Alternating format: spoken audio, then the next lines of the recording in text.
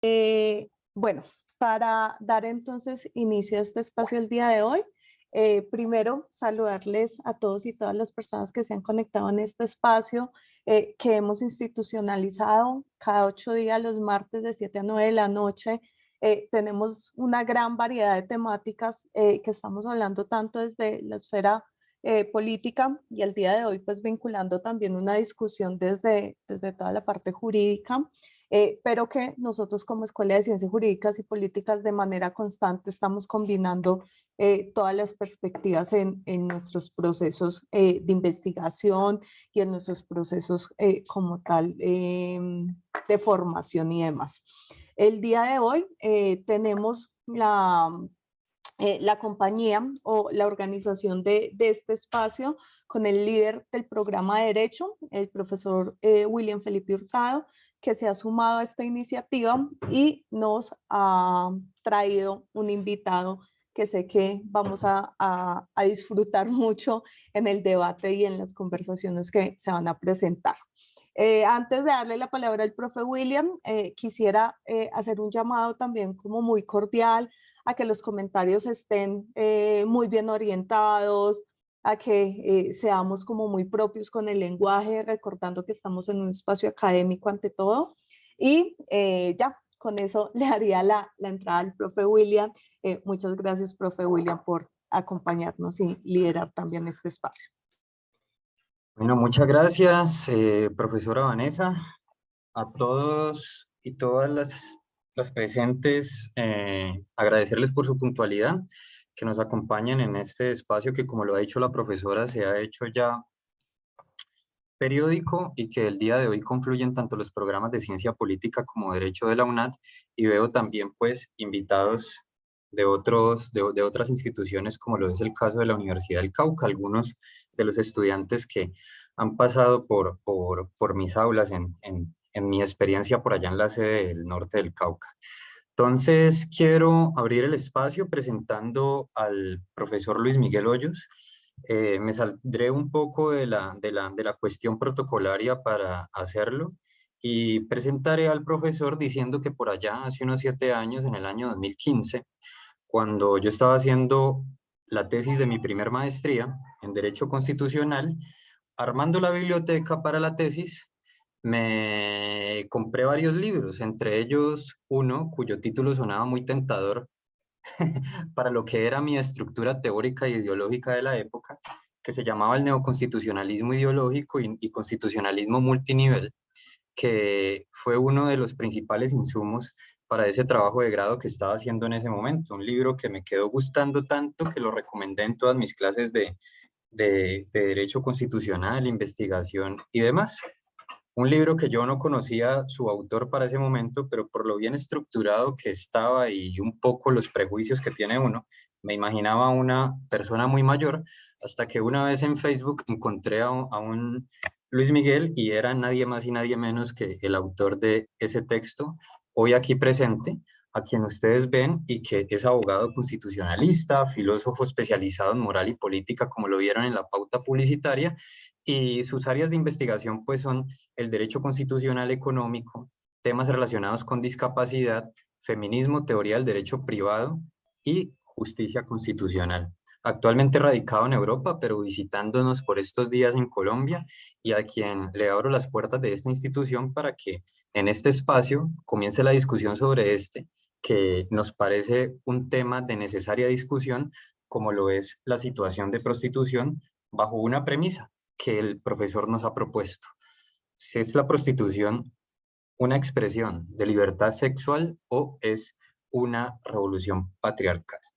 Con esto, profesor Luis Miguel, le doy una vez más la bienvenida. Los micrófonos son suyos, el auditorio también, y esperamos que este espacio sea del mayor provecho para todos nosotros. Bueno, en primer lugar, buenas noches a todos y a todas. Muchísimas gracias por la invitación. Gracias, profesor William, por esa cálida y esa noble introducción. Usted sabe perfectamente que la admiración es mutua y agradezco muchísimo la invitación de esta casa de estudios supremamente importante para el país y para toda la construcción de pensamiento legal pensamiento moral político en Colombia y donde nos vean. También extiendo un saludo a Vanessa Quintero, encantado de conocerle, a todos los estudiantes, muy especialmente también a la doctora Mónica León del Río, que sé que nos está acompañando. Es la presidenta y directora de Justicia Pro Mujer, una importante organización colombiana en defensa de las mujeres. Y también veo conectado a algunos amigos que también están en las líderes del feminismo, a Ramiro, el profesor Ramiro de la Universidad Nacional, a Marco, de la iniciativa Objetores del Patriarcado. Muchísimas gracias también por estar en este momento. A todos, muchísimas gracias. Bueno, básicamente es un reto presentar, en efecto, este tema que nos concierne a hablar de prostitución, básicamente. Sobre todo porque hay un mito directo de que los varones no hablamos de prostitución, básicamente. Y en ese orden, hay que hacer una revelación muy fuerte con relación a este tema. Es decir, voy a tomar este tema por 3 sitios y espero que confluya de la mejor manera. Trataré muy brevemente de hablar del origen y la justificación de la prostitución, la asociación de la prostitución con la libertad sexual como una maniobra de sustitución patriarcal y las ventanas de Overton, es decir, es un concepto, sobre todo un concepto de ciencia política, que generan una relación entre la prostitución, la opresión y la discriminación de las mujeres. Es decir, intentaré irme por esos 3 sitios y a ver, espero que ustedes tampoco se aburran en el camino conmigo, sino de hacer básicamente esto un enorme ejercicio de reflexión. A ver, y es lo siguiente. Vamos a ponernos en materia jurídica, pero también nos vamos a poner bastante filosóficos y también nos vamos a poner bastante politológicos y constitucionalistas. Es decir, vamos a hacer un triunvirato analítico poco habitual con relación a este tema. Y es lo siguiente, ya que me lo permiten, entonces lo voy a hacer. Frente a esta circunstancia específica, antes de entrar a la prostitución, hay que hacer algo, claro. Y es empezar por un contexto de perspectiva histórica que es importante, que nunca hay que tener, digamos, como algo no importante. Y es, la humanidad, mientras ha vivido el estado de la repetición, digamos, hasta que la humanidad se ha hecho autoconsciente de su tiempo histórico, porque nosotros no teníamos sentido histórico. Digamos, el sentido histórico es una de nuestras capacidades últimas adquiridas, es una construcción de la modernidad.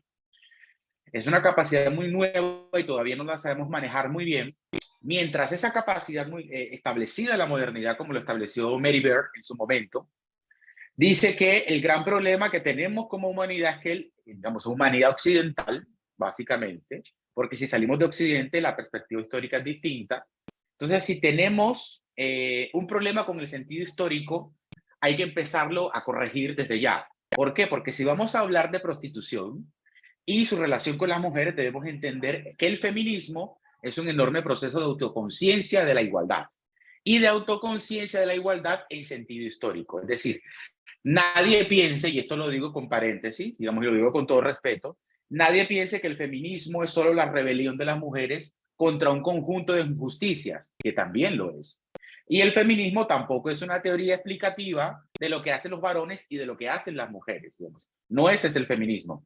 El feminismo es una teoría política de la igualdad, no es una teoría biológica, ni tampoco una teoría de la erótica y de lo que la erótica me dicta con mi cuerpo. El feminismo es una teoría política de la igualdad, es una teoría de la ciudadanía de las mujeres y de lo que ésta comporta como resultados sociales, políticos y económicos. Luego aquí, de lo que vamos a hablar, no es de lo que las mujeres por sí o por lo que el útero, como normalmente a veces creen, o la ninfomanía hablara por ellas o serían capaces de hacer. No, el feminismo es otra cosa siempre.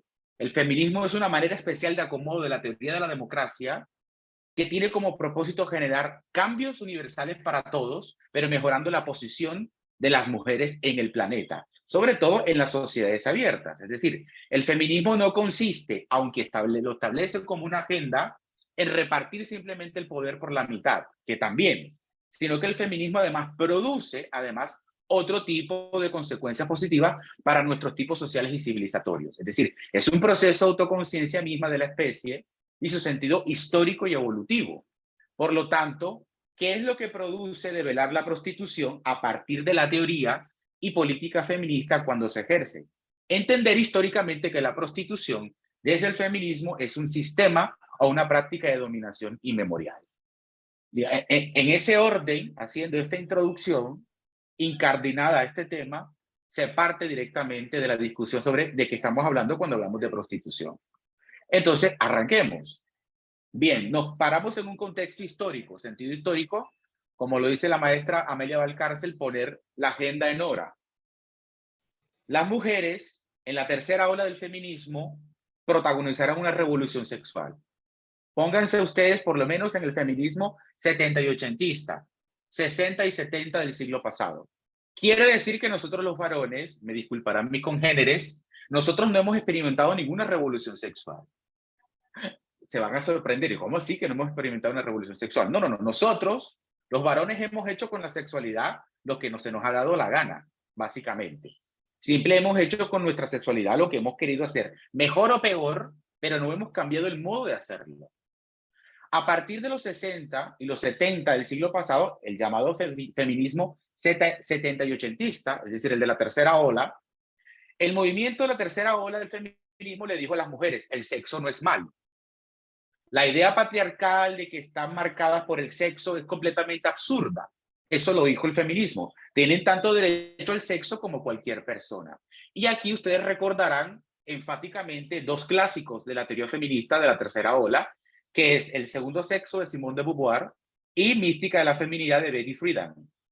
Lo afirmaron directamente, el feminismo lo dijo directo. Por tanto, si quieren practicar la libertad sexual, es suya. Y lo harán a costa suya. Y recordarán otro clásico de la tercera ola, los sexuales políticos de la gran Kay Millett.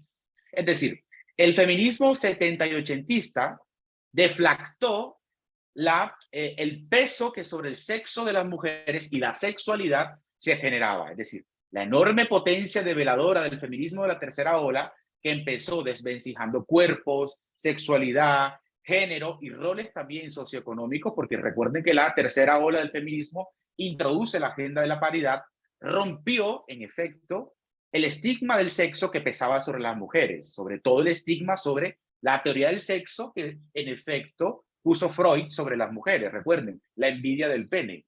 Es decir, el gran marco conceptual, el terreno conceptual teórico que establece el feminismo de la tercera ola, enormemente potente, pretende desvencijar o logró desvencijar la asociación que había entre la sexualidad tabú de las mujeres, construida directamente por el psicoanálisis. Recuerden, Freud habla de las histéricas. Hysterus viene de útero. Entonces a las histéricas había que tenerlas controladas. Eso se decía antes. Y Charcot y Ballinger y toda esta misoginia romántica entre el siglo XIX y el siglo XVIII. En fin, es decir, por lo tanto, desde el siglo XVIII, que empieza la enorme vindicación feminista, estigmatizada por el sexo, el feminismo de la tercera ola, que empieza, digamos, en la segunda ola, en el sufragismo, pero es hasta los 60 y los 70, levanta el estigma del sexo de las mujeres. Recuerden, este estigma pesaba terriblemente. Schopenhauer, Kierkegaard, el mismísimo Hegel, Kant, recuerden la misoginia romántica del siglo XIX, habían dicho de que las mujeres había que controlarlas y por lo tanto el sexo estaba velado para ellos. Recuerden, el adulterio lo penalizaba el Código Civil y los códigos penales eran para las mujeres. Las mujeres se casaban in eternum, es decir, las que se casaban eran ellas, no nosotros. Sin embargo, en la tercera ola del feminismo se levanta el estigma del sexo. Lo que había de penalidades, normas, códigos civiles, el feminismo le dijo a las mujeres, son un ser humano libre y por lo tanto, como todo ser humano, tienen derecho al sexo. Es decir, la idea afectiva sexual que debía proceder de ello, de la igualdad, implica de que el feminismo entrega esa convicción a las mujeres. No fue fácil de hacerlo, no fue fácil de decirlo tampoco, con el riesgo de que el feminismo lo establece como marco de develación en la democracia que ya estaba preparada, porque, y lo hace el feminismo aquí, digamos, yo lo digo con claridad, con el riesgo de la intensidad del artista. Es decir, cuando usted está diseñando una obra, usted dice, esto pueda que salga bien o salga mal, pero lo diseña al fin y al cabo. Con el riesgo de la intensidad del artista, el feminismo lo dijo. Pero una cosa es pensarla y otra cosa es hacerla. Pero aquello empezó, y empezó bien. ¿Qué pasa? El feminismo levanta el estigma del sexo. Y mientras el feminismo levanta el estigma del sexo, alguien dijo, vamos a ver un momento, si levantamos el estigma del sexo, la prostitución, levantémosles el estigma a la prostitución también. No es lo mismo. Es decir, se asocia la prostitución con la libertad sexual de las mujeres. No es lo mismo la prostitución que la nueva libertad de las mujeres.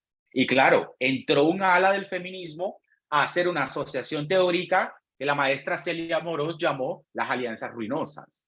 Porque claro, la pregunta sobre la libertad sexual asociada a la prostitución resulta muchas veces como argumentos abstractos. Es decir, el feminismo 60, 70 y 80 le dice a las mujeres, tienen libertad en la sexualidad. Y surge la voz. Pues bueno, si le estamos levantando el estigma al sexo de las mujeres, ¿por qué no le levantamos el estigma a la prostitución? No es lo mismo.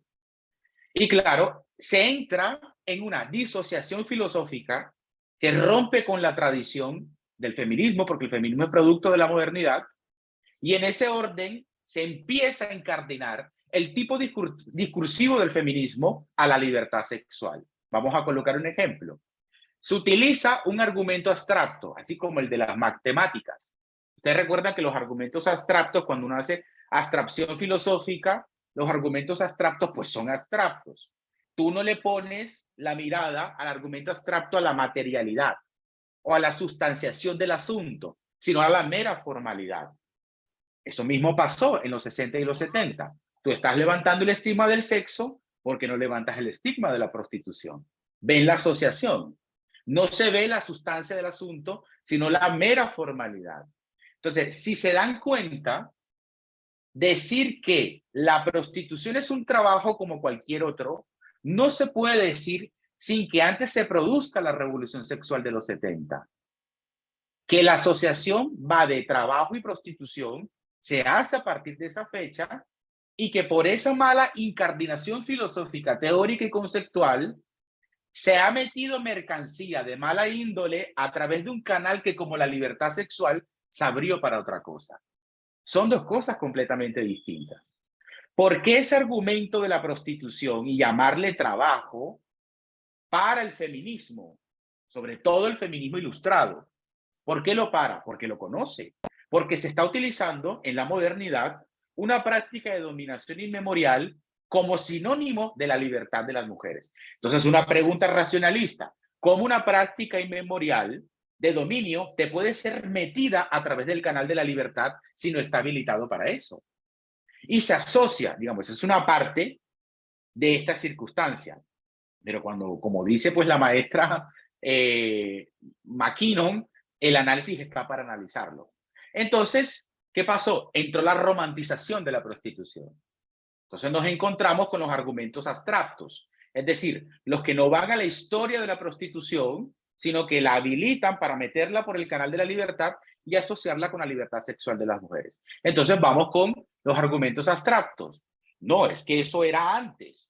La prostitución era terrible, pesaba un estigma sobre las mujeres, el mundo patriarcal era mucho más duro. Entonces el feminismo dice, bueno, vamos a estudiar cómo era el mundo de antes, a ver si antes era peor o igual que ahora. Y el feminismo lo ha estudiado mucho. Es decir, algunos lo hemos estudiado mucho con éxito relativo, algunos teóricos o teóricas lo han hecho, pero se ha intentado. Y es, ¿cómo se ha justificado la prostitución en el pasado? No tenía justificación, se hacía y punto. Es decir, justificadores de la prostitución lo han habido siempre, pero la prostitución es una realidad con la que uno se va a encontrar en todas partes. Entonces, los argumentos abstractos vienen a decir, pues mire, el sexo ha existido siempre, el león folla con la leona, el loro con la lorita, y como todo se trata del paraíso terrenal, pues cae de malo en el sexo. Entonces uno pone un ejemplo para irnos tan lejos. Uno en ciertas partes de la Guajira colombiana, para no irme a Pompeya, en ciertas partes de la Guajira colombiana encuentra ciertas prácticas. Entonces se encuentra una práctica que puede encontrarse con una realidad de que hay ciertas prácticas en ciertas regiones del país que funcionan como lupanares, es decir, como pequeños prostíbulos. ¿Por qué? Porque si se va a justificar la prostitución como que antes era malo y ahora no, porque le hemos levantado el estigma y porque se ha asociado con la libertad de las mujeres, miremos el pasado, no había problema con el sexo, porque todo era natural. Entonces dice, bueno, si era entonces natural, por ejemplo, en esas partes de la Guajira colombiana que uno ve una camita pequeña y dice, ¿y esta camita para quién es? Y dice, no, esta camita de 1,5 metros cuadrados, que es la misma práctica que se tenía en Pompeya, es para comparar a las niñas de tantos años y que las pongan ahí para que vengan unos hombres extranjeros y follen con ellas hasta el cansancio. Todo era natural. Funcionaba directamente como en Pompeya. Uno va a Pompeya, a los lupanares de la antigua Pompeya, y ve las mismas camitas de piedra ahí tiradas de 1,5 metros, y digamos el guía turístico te dice, era para las niñas con 2 y 3 años que venían de los piratas y todo digamos, el tráfico que había de personas en el mundo antiguo, y venían unos hombres, estaban con las niñas, y cuando las cambiaban se las agotaban y ya traían todas. Y todo era natural. Y te cuentan la historia. Entonces dicen los regulacionistas, es que el mundo antiguo no tiene las manías abolicionistas. Es que esas manías son cristianas, sobre todo cristianas. Y uno dice, bueno, claro, vamos a ver qué pasa con decir si eso es una manía abolicionista. ¿A qué voy con todo esto? La idea romántica de que cuando alguien levanta el estigma de la prostitución, es decir, cuando tú levantas esa cosa oscura, esa cosa horrorosa, la idea abstracta que queda es que cuando tú le levantas el estigma a la prostitución, lo que aparece abajo es la libertad sexual del paraíso terrenal. Porque, como se los decía, los leones y las leonas copulaban, los tigres y las tigresas copulaban, los varones y hembras han copulado toda la vida. Y porque como todo consiste en esa naturalidad, porque tenemos hoy en el siglo XXI el problema moral con la prostitución. Ese es el paisaje moral que vende el regulacionismo. Es entender que la prostitución ha sido natural. Pero, ¿por qué empezaba con una introducción sobre la autoconciencia? Y sobre todo que el feminismo es autoconciencia de la especie y de la igualdad entre varones y mujeres. Porque la prostitución nunca ha sido natural. Porque la misma autoconciencia histórica, la misma trazabilidad de la teoría política que define nuestros tipos sociales y civilizatorios demuestra comprobadamente que jamás lo ha sido. No hay nada natural en ella porque la prostitución no existe si alguien no paga. Y hay un diferencial de poder y dinero que es el que hace la compra del dominio sobre los cuerpos de las mujeres. Es la mercantilización de toda la vida que ha existido para las mujeres. Y en ese marco específico, y sin embargo, todavía el ala regulacionista dice, es que esa idea puritana viene del cristianismo. Entonces vamos a ver qué decía el cristianismo sobre la prostitución. Entonces uno dice, bueno, sin embargo, dicen que el cristianismo, esas manías son puritanas del cristianismo, que ha hecho que esto que era tan natural, uno no puede decir que es natural. Uno le dice, tan natural es como las niñas de Pompeya, tan naturales como las niñas que comercializan en La Guajira, y tan naturales como las niñas que todavía mueren también prostituidas en las calles, que mueren directamente por una enorme violencia que no se ha deflactado por la política pública social. Entonces, tan natural como la explotación sexual de las niñas guayú, tan natural como la prostitución de Cartagena, tan natural como que tomen a una niña de 11 y de 12 años y tenerla allí para que copulen con ella 15, 20, 30 hasta que se agote. ¿Eso es natural? Que haya una asociación directa de la prostitución y la feminización de la pobreza, que es otro referente que no se ha cruzado en Colombia. ¿Cuántas mujeres prostituidas han superado la desigualdad estructural?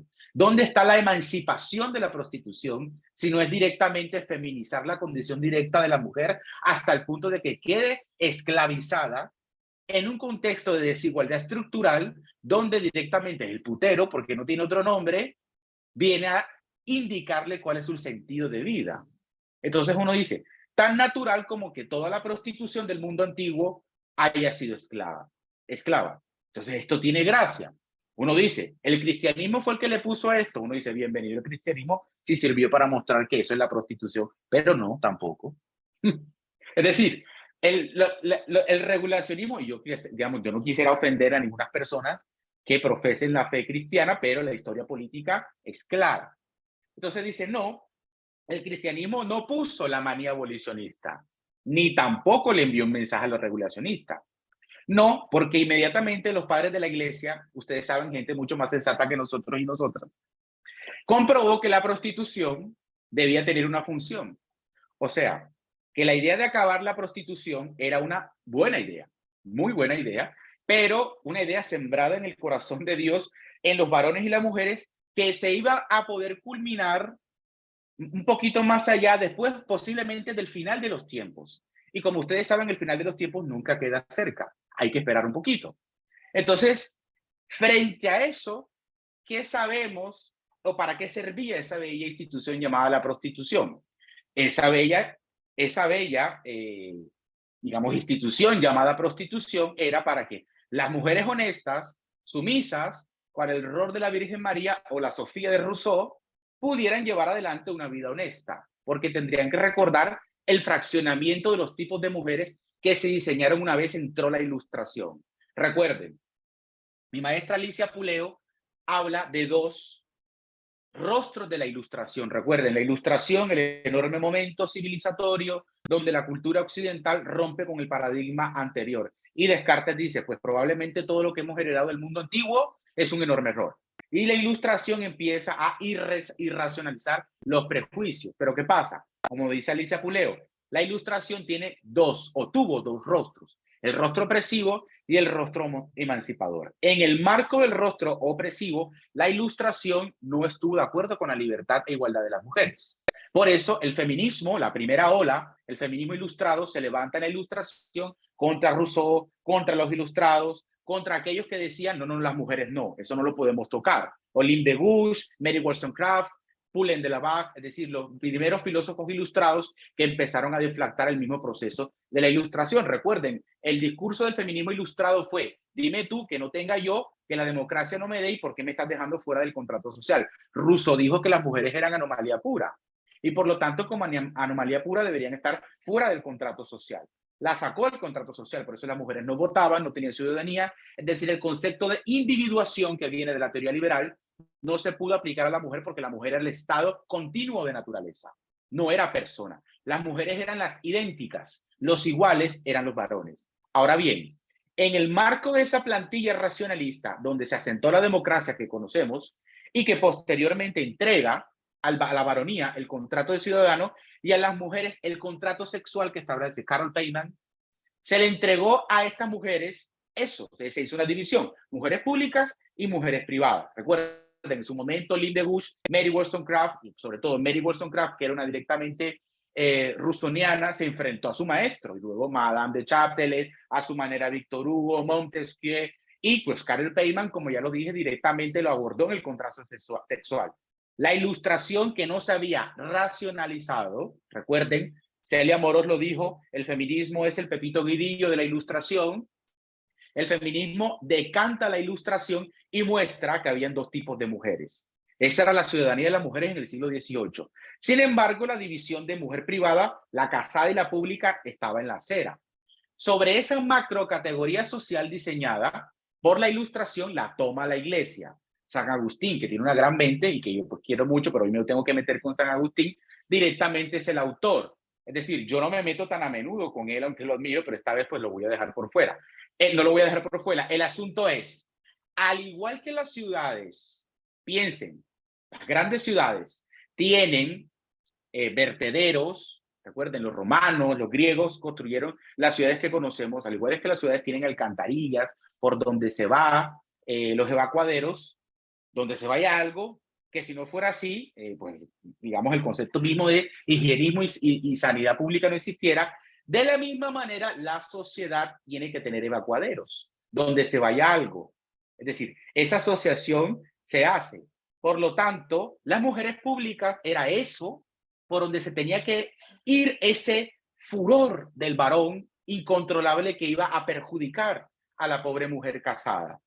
Y eso se aplica, ese paradigma está sembrado en nuestros tipos sociales y en nuestro pensamiento de referenciación más próximo. Es decir, no necesariamente se haya tenido que leer a San Agustín o a Rousseau, pero realmente se piensa así, la mujer prostituida o la mujer que está en situación de prostitución, que está siendo atacada por la prostitución o que la metieron allí porque no hay prostitución sin tráfico, no hay tanta prostituta para tanto putero, y ninguna mujer dice yo voy feliz, eso lo vamos a hablar más adelante. Se tiene siempre ese idealismo de que es una mujer pública, y esa separación racionalista entre mujer pública y mujer privada existe. Pues piensen ustedes, eso viene desde tales épocas. Entonces, si eso no existiera, por ejemplo, las mujeres de casa no podrían salir a la calle. Eso lo dijo en cierta parte, pues, la iglesia. O piensen ustedes, cómo se ha construido el concepto de fratría masculina. Llevemos el niño donde las prostitutas para que se haga varoncito. Recuerden siempre, y era una práctica todavía en algunas partes. Claro, porque no puedes hacer lo mismo con las mujeres de la casa. Mujer pública, mujer privada. Incluso se justificó la prostitución hasta con Tamar en la Biblia, que aparece. Recuerden, Tamar, la que se acuesta con su suegro, que era Judá, en fin. Yo no sé si en estos días han leído mucho la Biblia, pero también se justificó con la historia de Tamar. Es decir, esto existe, la prostitución, para el buen fin social de que la honestidad de las mujeres sumisas al esposo se mantenga. Claro, el patriarcado, que es mega estable, revive en la modernidad una antigua macrocategoría, valga la redundancia, del mundo antiguo. Romana, por supuesto. La pútida, la mohecha, la pútida, de ahí viene la palabra puta, que significa podrida, enferma y con malos olores. Y cierta ala del feminismo diciendo, ¿el feminismo será puta o no será? Es decir, la autoconciencia, y claro, el feminismo es producto de la ilustración, es un hijo de la modernidad. Y ha dicho siempre, no, aquí no vamos de puta. Lo transgresor no es que existan las putas.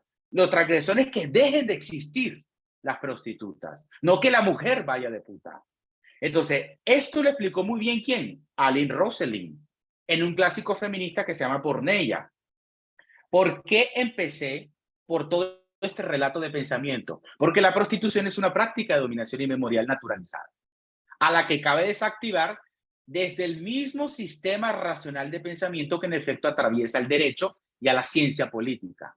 Es necesario entender que la prostitución no se puede producir sin un diferencial de dinero y poder, y sabemos exactamente dónde está ese dinero y ese diferencial de poder, solo en una parte. Entonces voy a ser muy sintético. Al tiempo que vivimos, la prostitución ha sido posible o bien porque eras esclava en el mundo antiguo, o bien porque determinadas mujeres se les ponía encima un estigma por cualquier cosa. Deshonrada por su juventud, recuerden los romanos la práctica que tenían, o porque había tenido un matrimonio adúltero. Pero ¿cómo se mantiene la prostitución hoy? Cuando las mujeres son sexualmente libres. Es decir, el feminismo de la tercera ola dijo, no hay nada de malo en el sexo, se los he dicho ya. ¿Cómo se mantiene hoy la prostitución? Solo mediante tráfico y trata. Reitero, no hay putas para tanto putero. Simplemente esa es la triste realidad. Piense usted, cuando hoy las mujeres son libres para poder determinar su propia libertad sexual, ¿por qué hay algunos varones que insisten en comprar el sexo? O mejor, en un orden epistemológico de duda cartesiana, ¿por qué la mayoría de cuerpos disponibles a prostituirse son el de las mujeres? Entonces el problema no es tan distinto al mundo antiguo. Es decir, ya no es la justificación de antes. Es que si esto no fuera así, no podían salir a la calle porque uno tiene que tener buenas intenciones. No. Es decir, el feminismo le ha dicho hasta a las mujeres, sal a la calle si no tengas buenas intenciones, eres libre. Entonces, ¿qué es lo que sucede? Que hay una práctica de dominación inmemorial que es metaestable, se ha estabilizado, resiste a desvencijarse, y en ese orden, recuerden, el patriarcado es un conjunto de prácticas de minorización de las mujeres, como lo define Christine Delphi, y se resiste a la libertad de las mujeres, y lo que está haciendo es resistirse a enfermar de gravedad, y esa es la última frontera. Entonces, al manifestarse la prostitución como norma asimilada, y regularla es mantener vivo un rol de dominación que no es compatible con la democracia. Hay dos, digamos, epicentros de desarrollo que la democracia ha deflactado, y es la esclavitud. Recuerden, el feminismo siempre es asociado a las buenas ideas. El feminismo estuvo presente en la abolición de la esclavitud. Y la segunda ola del feminismo, que es el feminismo sufragista, también estuvo en contra de la abolición. El feminismo siempre ha sido abolicionista. Negar el sistema abolicionista dentro de la tradición feminista es simplemente decir, bueno, pero cuéntame qué feminismo vindicas tú y te diré si eres feminista o no. Tú no puedes decir, yo soy liberal, pero no creo en que puedan elegir una persona. O tampoco puedes decir, soy socialdemócrata y no creo en la redistribución de la riqueza. Entonces no eres socialdemócrata ni eres liberal. El feminismo es una teoría, es una agenda, es una vanguardia y son unos resultados. Y la agenda feminista es clara. Y desde hace 300 años, John Stuart Mill puso la piedra abolicionista del feminismo abolicionista y por lo tanto el feminismo abrazó el abolicionismo como los igualitarismos abrazaron los distintos abolicionismos de la esclavitud. Por eso el movimiento antiesclavitud y el movimiento feminista, salida de la segunda ola del feminismo, siglo XIX, parte del XX, se abrazaron. Entonces, es mantener un vivo una práctica de dominación inmemorial que no es compatible con la democracia. ¿Qué pensar, entonces, de quienes argumentan que al prostituir las mujeres no hacen sino es recién estrenar su libertad y que está bien que lo hagan? No, es el máximo referente de la libertad sexual de las mujeres. La libertad sexual de las mujeres es lo que las mujeres quieran decidir con su cuerpo, quieran directamente hacer con su sexualidad. La libertad de la sexual de las mujeres no decir a las mujeres, tú quieres ser prostituta. No, no, no, no. Las respuestas las tiene el feminismo. Hace 300 años se las hace. Entonces, muchas personas que no contemplan en el horizonte de lo deseable para ellos mismos, no tienen reparos en manifestar que la prostitución puede ser un estilo de vida para algunas mujeres. Ahora bien, ¿es la prostitución una opción vital semejante a cualquier trabajo? Se los he dicho. Nadie asoció antes la prostitución al trabajo, sino después de la tercera ola del feminismo, cuando surgieron aquellas voces, sobre todo psicoanalíticas, que dijeron, ¿y por qué no le levantamos el estigma del sexo? Perdón, si le levantamos el estigma del sexo al sexo de las mujeres, ¿por qué no se lo levantamos a la prostitución? Eso no existió antes, sino hasta los 70. Ahora bien, la pregunta central, ¿es la prostitución una opción de vida semejante a cualquier trabajo? Digamos, ciertamente es un modo de vida, pero para los empresarios del sexo, que buscan la normalización legal y social de su dinero. ¿Sabían ustedes que la prostitución es el tercer negocio en el mundo en beneficios y que parte sustancial de ese negocio reposa en la economía criminal? Esto es un asunto de política pública, es un asunto de política social. Toda la economía, digamos, criminal que rodea la prostitución, y está comprobado alrededor del mundo que la prostitución se produce dentro, digamos, de la circunscripción prostitucional. Se produce un aumento de droga, tráfico de drogas, delincuencia y otros delitos. Entonces, digamos, esta gente que piensa que la libertad de ellos o de ellas está incólume porque se regule la prostitución y que eso no le va a afectar, es un enorme, digamos, oxímoron. Digamos, en España, por ejemplo, que es el caso que conozco mejor, más del 90% de las mujeres dedicadas a la prostitución son migrantes de situación irregular. Más de 500.000 de mujeres y niñas son víctimas de ese fenómeno en España. Ese dato, ¿qué te presenta en términos de política pública? Que el volumen de tráfico de seres humanos sirve, no, digamos, para justificar realmente la práctica prostitucional. Entonces, cualquier pretensión de honorabilidad para traficantes y empresarios del sexo es regular la prostitución. ¿Por qué? Porque hoy sabemos que sin tráfico de mujeres, la prostitución no sería un negocio. Pocas son el presente, por ejemplo, en el caso de España, las mujeres españolas abocadas a la prostitución. ¿Por qué? Porque la realidad es que, y esto es un asunto de política pública, la realidad es que cuando en una sociedad aumentan los espacios de igualdad y el nivel de vida de las mujeres, dentro de un enorme igualitarismo que implique políticas feministas económicas distributivas, políticas igualitarias de acceso al trabajo, a la empleabilidad, disminuye drásticamente el número de mujeres del propio país que se dedica a la prostitución. Eso es España, por ejemplo. Cuando uno atraviesa la calle Montera de Madrid, donde está una zona de prostitución que es bastante minoritaria, vemos vulnerabilidad, marginación y pobreza, que son causas que llevan a la prostitución, no son consecuencias. En ese orden, lo que tú miras en las mujeres prostituidas en Europa es un patrón racionalista de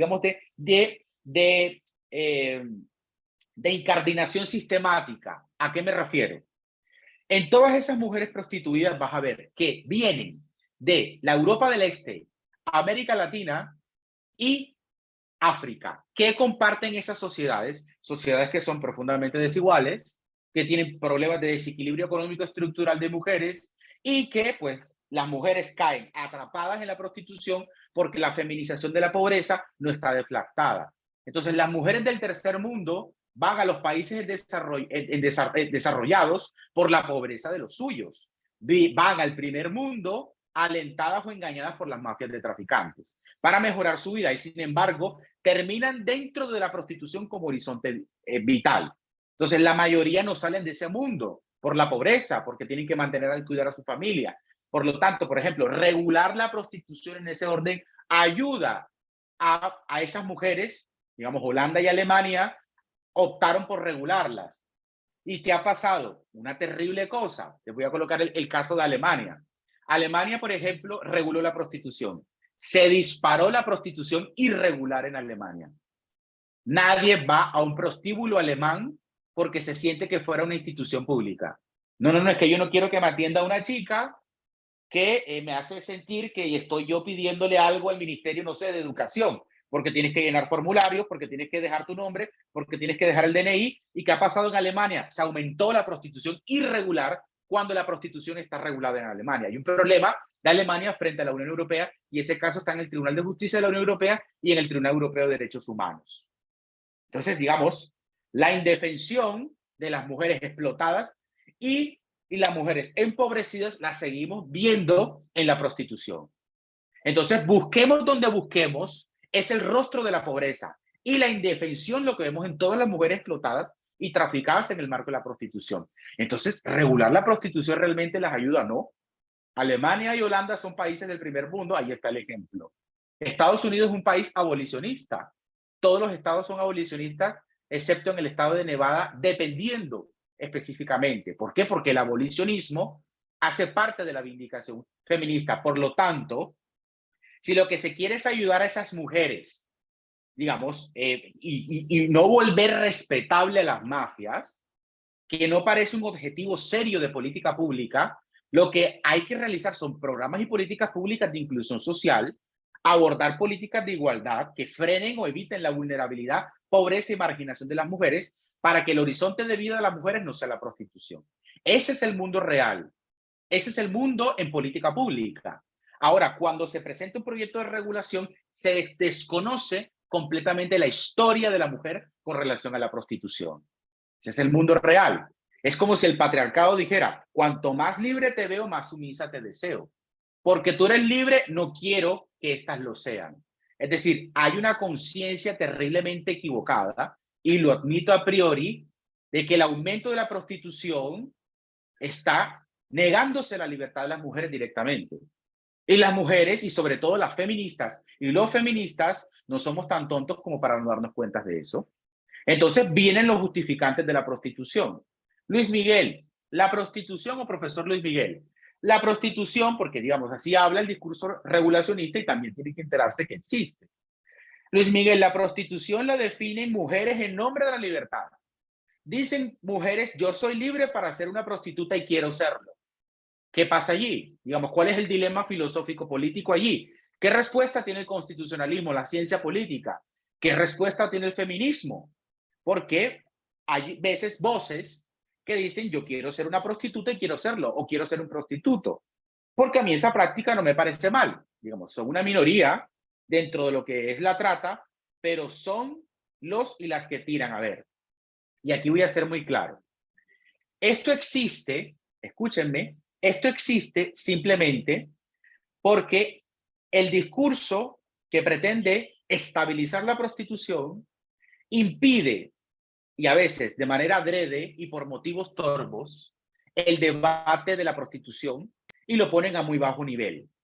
E impide que se aborde como debe ser abordado como un fenómeno de política pública. Siempre vas a encontrarte el argumento de hay unas que quieren prostituirse como si fuera el universal general. Entonces, digamos, sobre la prostitución tenemos por lo menos una cosa, que como abogados, filósofos, politólogos, activistas feministas o lo que sea, hay que tener en cuenta y es. Recuérdenlo siempre, porque la historia política es clara, y sobre todo siendo estudiantes de ciencia política, de derecho, de filosofía, La trazabilidad de la teoría política es, digamos, también metaestable, y frente a esa estabilización, el feminismo lo ha dicho claramente, y es una cosa, y tengámosla clara, por ejemplo. Cuando John Stuart Mill, en las casas del Parlamento, se opone a la regulación de la prostitución y dice que el Estado no puede ser un proxeneta y regular una actividad como aquella, pone la piedra fundacional del abolicionismo feminista. Es decir, lo que Marcela Lagarde en México ha dicho, una forma de esclavitud de la mujer, como puso en sus otras formas, en su enorme teoría de la libertad. Recuerden que el feminismo en un momento se pasó al liberalismo. Ahora bien, tenemos ese hecho histórico, es decir, está en la historia feminista, porque hay un neorrelato, hay una neolengua bastante postestructural, bastante solipsista, bastante subjetiva, que ha negado y evita el estudio y la mención del feminismo ilustrado. Y en el feminismo ilustrado es donde vamos a encontrar la verdadera tradición y la genuina de qué es el feminismo y que directamente vindica en el siglo XXI. Uno abre un libro de Mary Wollstonecraft escrito entre el 17 y el 18 y uno dice, pero es lo que está ocurriendo. Entonces, tenemos esa piedra fundacional en la historia feminista, pero también tenemos algo, y es, cuando se consiguen las declaraciones de las convenciones internacionales de finales de la Segunda Guerra, digamos, pongamos el horizonte, 50, 56, que la gran mayoría de estados que firmaron la Declaración Universal de los Derechos Humanos, que también es una victoria feminista, Eleonora Roosevelt, una feminista, sacó adelante la Declaración Universal de los Derechos Humanos, muchísimos estados, sobre todo los del orden occidental, o llamada las sociedades Weir, que incluye a Colombia, porque Europa y América son occidente, firman la abolición de la prostitución. La abolición está directamente, perdón, la prostitución está abolida desde el periodo ilustrado, finales del 18, todo el 19, y se firma la abolición cuando los estados firman prácticamente en el periodo de guerras las prácticas abolicionistas. Es decir, la abolición ha sido una de las conquistas del feminismo, pero tú puedes decir, pero es una abolición de mentira. Se ha firmado, pero no ha ocurrido. Pero que siga existiendo la trata a unos niveles atroces, hombre, nadie la puede defender. Es decir, la defensa de la trata, y ese es el problema, van a ver ustedes dentro del sistema de pensamiento regulacionista, la trata, digamos, la regulación de la prostitución siempre va a carecer de un argumento porque la democracia, el constitucionalismo, la política social y el feminismo la han deflactado, la trata la hacen y ya está. Por eso nadie puede ir al Congreso de la República ¿a qué? A defender las prácticas prostitucionales, porque está abolida. Por eso la Corte Constitucional, la Corte Suprema, los jueces siempre tienden a ¿qué? A tener espacios de maniobra y de discrecionalidad judicial, y decir, la apruebo, no la apruebo. ¿Por qué? Porque hay un enorme sistema de pensamiento cognitivo que circula dentro del entramado de la teoría política y que incluso es tradición nuestra, que sabe que la abolición está allí. No se ha cumplido directamente porque falta un enorme proceso de racionalización de la política pública. Ahora, la trata la hacen y ya está. Igual que es difícil que alguien defienda la prostitución como actividad. Recuerden, por ejemplo, el Parlamento de las Religiones del Mundo, cuando aparece el mundo moderno. Recuerden esa obra, las religiones del mundo. ¿Cuál es el mandamiento? Antes se decía, no desearás a la mujer de tu prójimo. Y Humphreys, ¿cómo lo sustituye? Después lo sustituye Kant. No te prostituirás ni permitirás que nadie lo haga. Es una vindicación. Es decir, es la asociación del imperativo categórico de Kant, el consenso sobre que la práctica prostitucional o prostitucional está abolida porque se incardina a una forma de esclavitud. Y es muy fuerte y es una realidad. Pero yo me explico perfectamente que la industria, en realidad el negocio, abra, politólogos, una ventana de Overton y diga, no, eso que abolicionismo no existe. No, que aquí te tenemos unas que van a decir, salgan y díganlo. Y eso es lo que está pasando. Es decir, la maniobra de sustitución. Entonces, frente a esa maniobra de sustitución, es claro que en política pública hoy no hay discusión de la prostitución. La prostitución está abolida. Otra cosa es que la práctica de abolición no se haya llevado a cabo porque la democracia no es perfecta, es perfectible. Lo dijo Condorcet. Dentro del marco de la perfectibilidad de la democracia, entra la vindicación feminista para estabilizar la abolición de la prostitución. Pero, ¿qué sucede? No hay debates de la prostitución. Hay ventanas de Overton tratando de justificar lo que no tiene justificación. Entonces, lo que se está produciendo es directamente una sustitución. Se está presentando la prostitución asociada a la libertad de las mujeres. Entonces, frente a este contexto, y ya voy a dar espacio para el coloquio, conocer el contexto de esa determinada acción que es la prostitución como forma de esclavitud, conocerlo, estudiarlo, permite determinar qué acción de corrección en política pública hay que hacer. Y es conocer el contexto de esa determinada acción no implica ayudar al contexto. Cuando se regula la prostitución, no estás ayudando a la mujer, ni al varón que entra en la prostitución. Estás ayudando al contexto cuando crees estar ayudando a la persona. Y el contexto no debe ser ayudado, sino disuadido directamente. Y por eso debe ser estudiado, analizado y entendido cómo se disuade y se logra desvencijar, como en su momento lo dijo Rita Segato, esa crueldad y esa pedagogía de la crueldad que está inmersa dentro de la prostitución. Porque un mundo que se ha declarado libre e igual, ninguna mujer nace para ser prostituta. Recuerden, la política no produce los cambios, los convalida, que es diferente. Los cambios se producen en las sociedades. Y cuando la política es buena, normalmente acompañada por personas que hagan buena política, la política cuando es buena normalmente acompaña ese cambio social. Por lo tanto, si la política se quiere oponer a un tipo específico de cambio que ha sido dicho hace 200 años, como terminar de abolir la prostitución, la situación se vuelve muy otra. Y realmente lo que están diciendo es, volvamos a un pasado que resistimos de que no se vaya. Es volver a un pasado que la sociedad no admitiría. Por eso la prostitución está por debajo de lo que un ser humano merece. Nada más.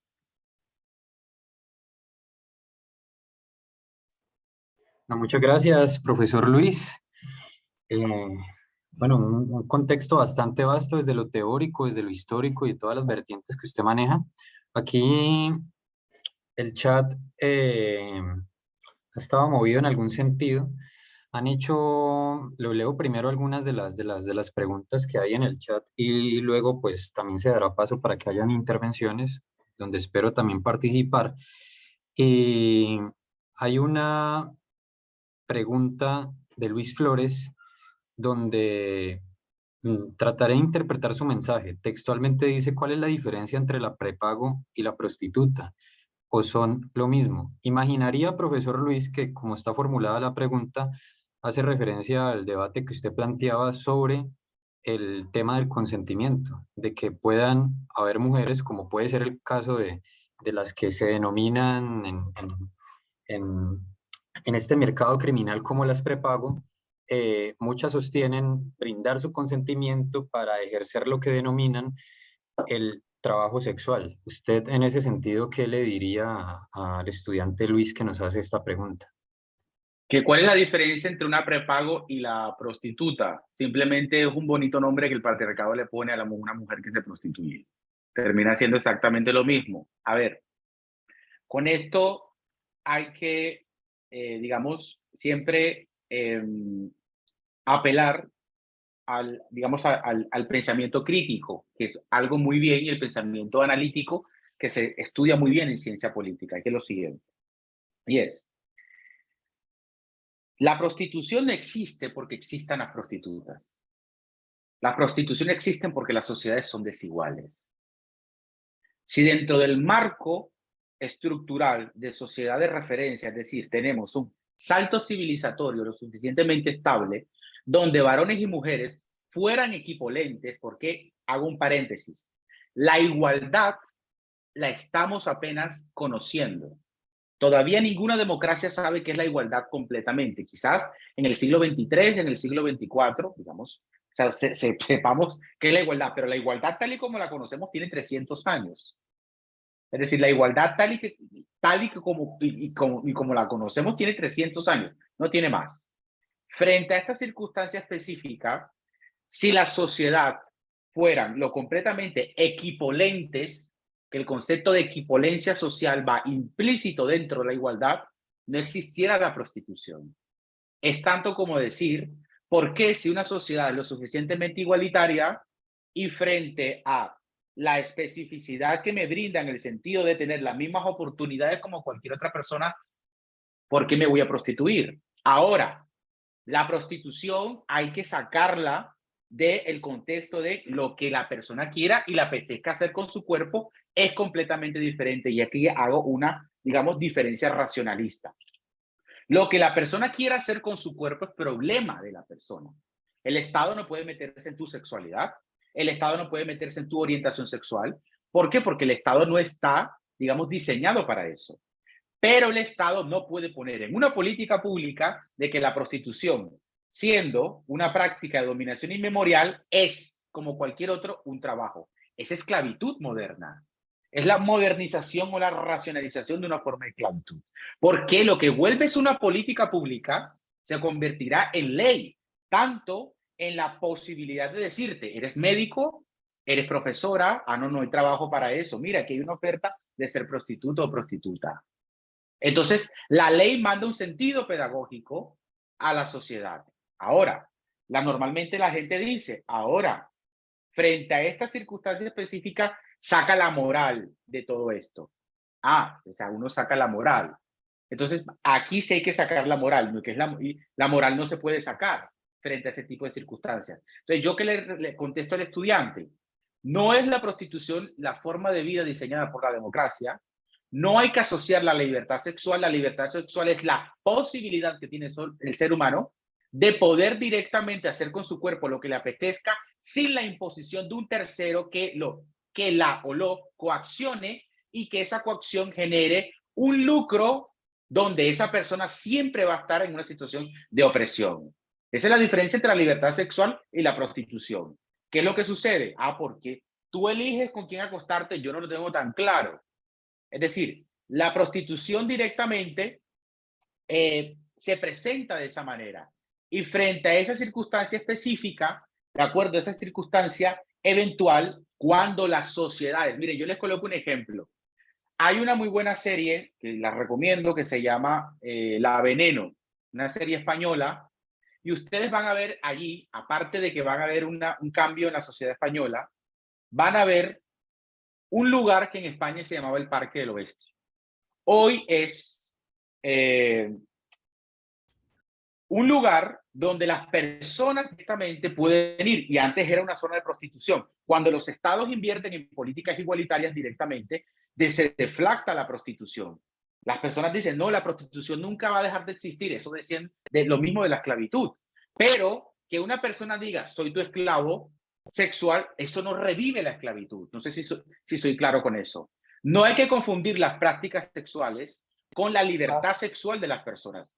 Lo que las personas quieran hacer con su cuerpo y con su sexualidad es distinto, pero otra cosa es llevar a la política pública una práctica de dominación inmemorial y regular una forma de esclavitud que sigue resistiéndose y que quiere pervivir. Entonces siempre hay que hacer esa diferencia. La prepago es una mujer que, bueno, sí, pueda que capte más dinero que otra persona, pero sigue en la misma zona, sigue en la misma situación de discriminación. Recuerden, hay una diferencia entre discriminación y opresión.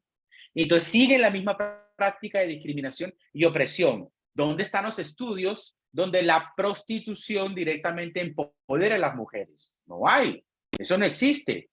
¿Por qué? Porque la dominación no lleva en su núcleo de sentido la emancipación. Eso es algo que hay que tener claro. Oye, pero yo conozco una prostituta que cobra más que los ministros. Sí. Y esa prostituta, ¿cuánto ha vindicado para que las demás sigan trabajando y ganen lo mismo que ella? Se corta el resorte emancipador, porque la prostitución no está diseñada para emancipar. Pienso que hablo en nombre de todos cuando digo cómo afecta esto al legado de LeBron James. Todos sabemos que San Francisco está lleno de pasteles de fruta, pero no podemos evitar esta pregunta. Y también Todos en esta reunión deben dejar montar pollas, Luis montar las... No sé qué pudo pasar. Un troll.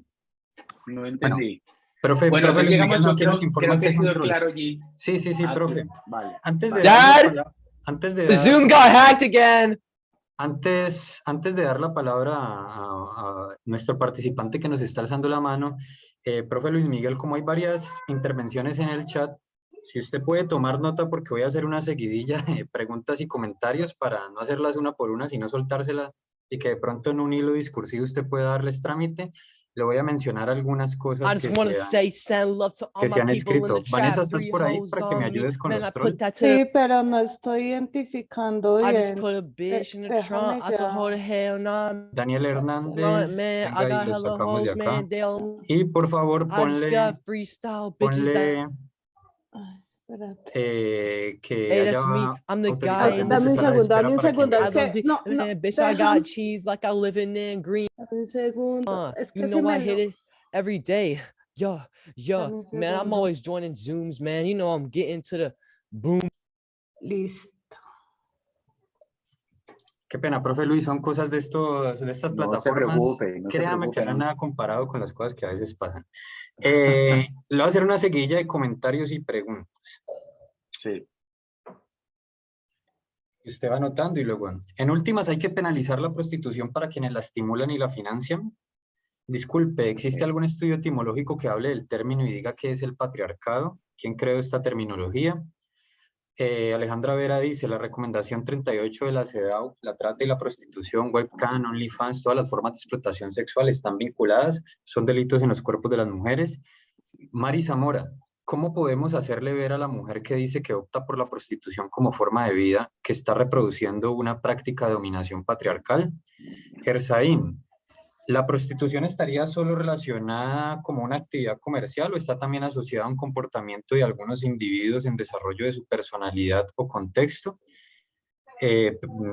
Algunas intervenciones que sostienen que, como lo ha dicho el profesor, la prostitución es esclavitud moderna.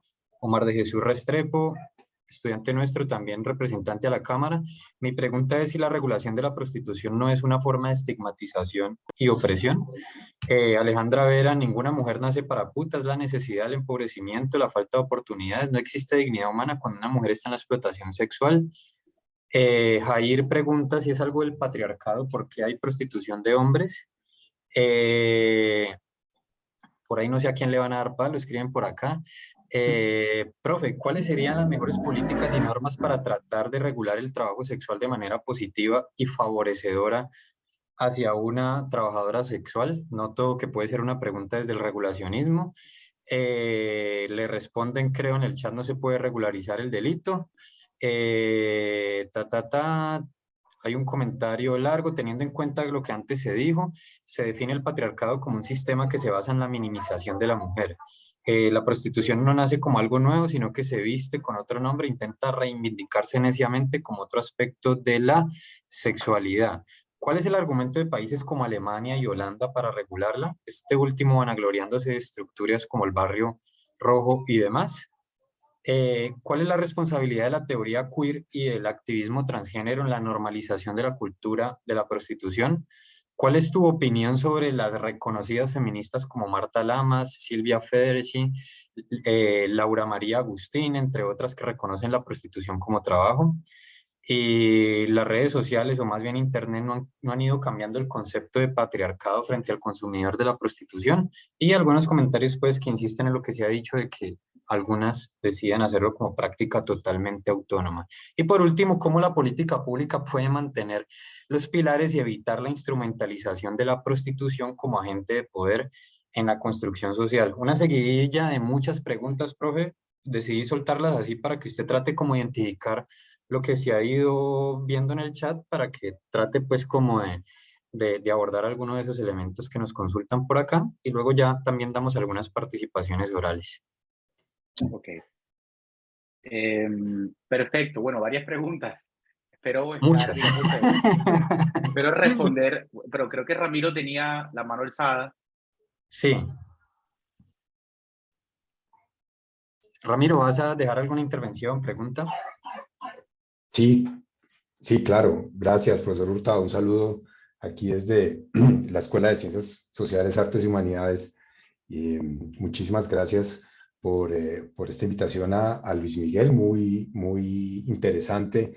Y yo quería, después de todas estas preguntas que se han hecho, comentar una cosa y preguntarle también a Luis Miguel lo siguiente. Evidentemente, cuando hablamos de explotación sexual en la prostitución, cuando hablamos de una situación como esta que vulnera definitivamente la dignidad de las mujeres y de las personas prostituidas, nosotros como hombres que estamos en contra de la prostitución y que estamos a favor de la libertad sexual, porque precisamente quienes estamos en contra de la explotación sexual y de la prostitución es porque estamos a favor de la libertad sexual, porque creemos que todas las personas deben acostarse, deben tener sexo con quien quiera, no con quien se les obligue por un pago, que se les obligue por una situación social de pobreza o de violencia sexual a hacerlo. Entonces, como hombres que estamos en contra de la explotación sexual, en contra de la prostitución, de toda forma de prostitución y de toda forma de explotación sexual, incluyendo la pornografía, creemos que el origen, la causa de esta explotación sexual precisamente es la demanda que hay por parte de los varones hacia mujeres empobrecidas y mujeres socialmente afectadas, hombres que creen que precisamente como decía Luis Miguel, no hay una equipolancia entre hombres y mujeres, entonces los hombres creemos que somos suficientemente dominantes para poder exigirle a las mujeres sexo a cambio de dinero. Entonces, la pregunta y el comentario va hacia que la solución para acabar con la explotación sexual efectivamente es atacar y no incentivar la demanda de explotación sexual. Si hay hombres, niños que se formen en derechos humanos, que se formen en el derecho de las mujeres, en los derechos humanos de las mujeres y entiendan que niños y niñas, hombres y mujeres, tenemos los mismos derechos y nacemos iguales en dignidad y derecho, pues simplemente no hay lugar a que haya personas, hombres, que se crean con el derecho de prostituir y explotar sexualmente a las mujeres y a las niñas. Entonces es atacar la demanda, es no incentivar este tipo de prácticas en niños y hombres. Y como ejemplo de ello es lo que está sucediendo en países que abordan suficientemente fuerte la abolición como Suecia, en donde las encuestas han demostrado que los niños, los jóvenes, no se les pasa por la mente ir a prostíbulos, entre otras cosas porque en Suecia no hay, pero tampoco se les pasa por la mente ir a violar a una mujer por dinero. ¿Cómo se llama algo? ¿Cómo se llama cuando tú tienes una relación sexual y no tienes deseo de sostenerla? Pues precisamente violación. Y eso es lo que sucede en la explotación sexual, en la prostitución, en la pornografía. Entonces, hacer que la demanda de sexo pago hacia niñas y mujeres disminuya es un camino para que la explotación sexual en la prostitución y la pornografía disminuya. Muchísimas gracias, profesor Hurtado, Luis Miguel. Un saludo a Alejandra, a Loren, a Diego Felipe y a todas las personas conocidas aquí que estamos en contra de la explotación sexual en todas sus formas y estamos a favor de que estas graves vulneraciones a los derechos humanos de las mujeres pues dejen de suceder. Gracias. Gracias, profesor Ramiro. Mauricio, aprovechando que tiene la mano levantada y ya... Bueno, muchas buenas noches para todos y estos tipos de conversación sobre todo se enriquece por la cantidad de personas que están aquí y sus calidades.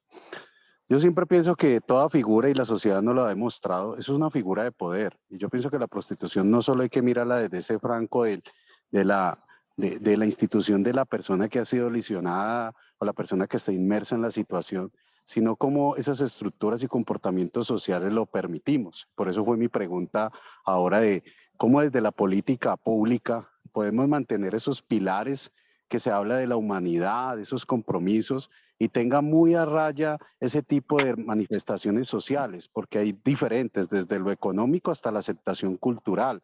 Y como le decíamos, algunos conceptos de dignidad son muy nuevos y el desarrollo de la humanidad. Y yo pienso que desde la política pública se podría hacer. De hecho, soy estudiante en ese momento de la especialización de gestión pública y considero de que sí debe la víctima, sino que es un negocio multimillonario.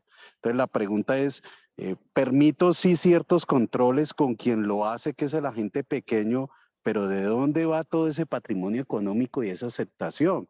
¿De qué tipo de conductas es inmerso o es directamente proporcional a esa prostitución turística que se viene diseñando en algunos países en América Latina y en Europa? Entonces la pregunta es, no solo hay que ver el enfoque, sino que también hay que determinar esos dividendos, porque hay alguien que se está beneficiando del dolor humano y a veces está dentro de nosotros y dentro de las estructuras sociales.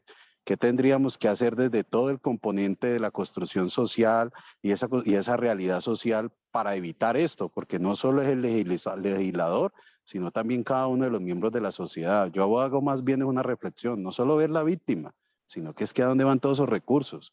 Los seres humanos no solamente la prostitución mueve, es esa dominación de poder, sino quiénes están beneficiando de ese poder, o aún mejor, quién recibe esos dividendos de ese poder. Muchas gracias, Ok.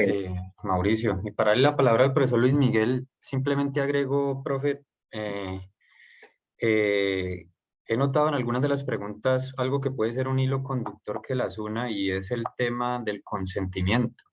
Y aprovechando que usted es constitucionalista igual que yo, para que de pronto lo piense a la hora de dar la intervención, cómo desde un constitucionalismo progresista uno puede inclusive llegar a determinar que el consentimiento, aunque parezca que parta de una voluntad genuina de una persona, no siempre puede validar actividades, labores, etcétera, que pueden llegar a comprometer la dignidad. Por ejemplo, no podría alguien, pese a que mostrara una voluntad aparentemente genuina, quiero ser esclavo de alguien. No puedo yo decir en estos momentos, venga y le dono mis pulmones, así sean parte de mi cuerpo y así yo quiera donarlos.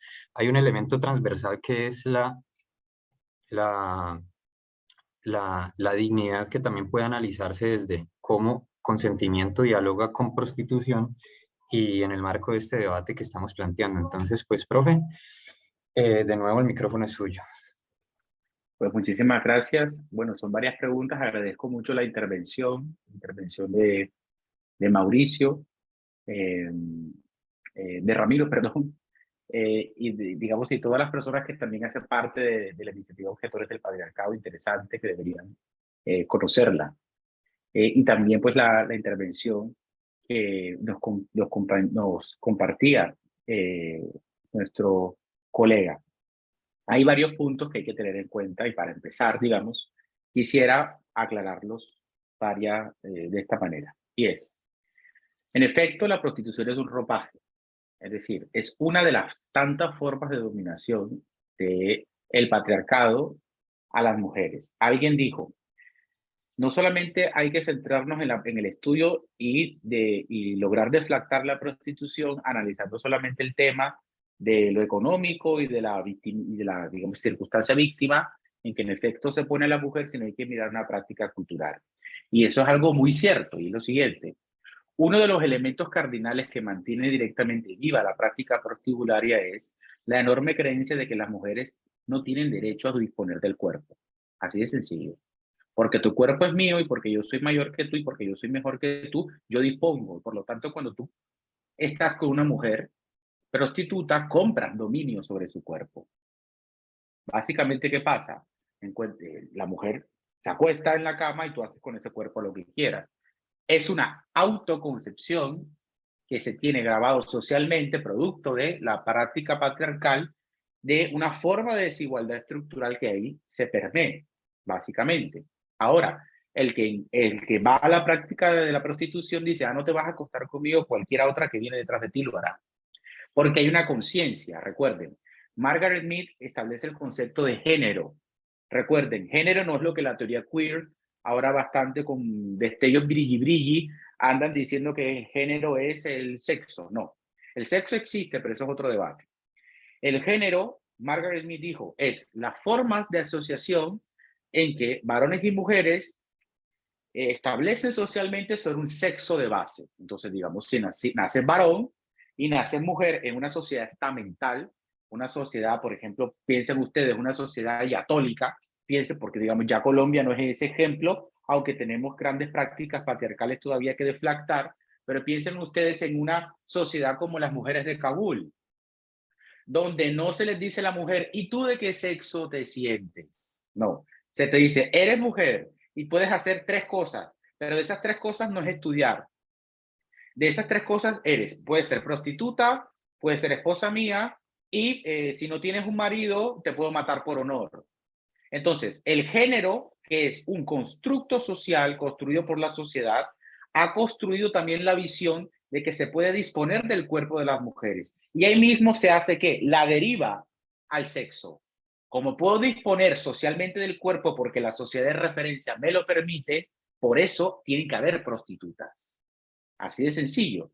Entonces la prostitución, por eso es una de las tantas formas de esclavitud. Es una práctica genérica que se asoció al sexo de la mujer, al sexo femenino, porque la varonía, recuerden, el género es una jerarquía, por eso no puede haber igualdad de género, sino de sexo, porque el género es una jerarquía. El género masculino se puso sobre la mujer y dispone, y eso implica de que tú puedes ser y tienes que ser prostituta porque así la varonía me lo ha dictado. Esto tiene muchas justificaciones, es decir, de dónde viene el patriarcado, por qué la varonía se puso por encima de la mujer, y esto tiene, digamos, relatos fundacionales. Tenemos el relato fundacional, por ejemplo, el mayormente conocido. Digamos, estas cosas hay que saberlas porque es parte también del estudio politológico, jurídico y constitucionalista. Occidente, ¿por qué abraza el relato de la subordinación de la mujer? Porque cierto día la madre Eva salió en un jardín, se comió una fruta que una serpiente le dijo y Dios le dijo, él será Señor sobre ti. Entonces, siempre las sociedades van a tener relatos fundacionales para justificar la subordinación de la mujer. Exactamente se dice lo mismo en el Corán y exactamente se dijo en Sumeria y en todas las culturas. ¿Por qué? Porque hay un elemento de fuerza.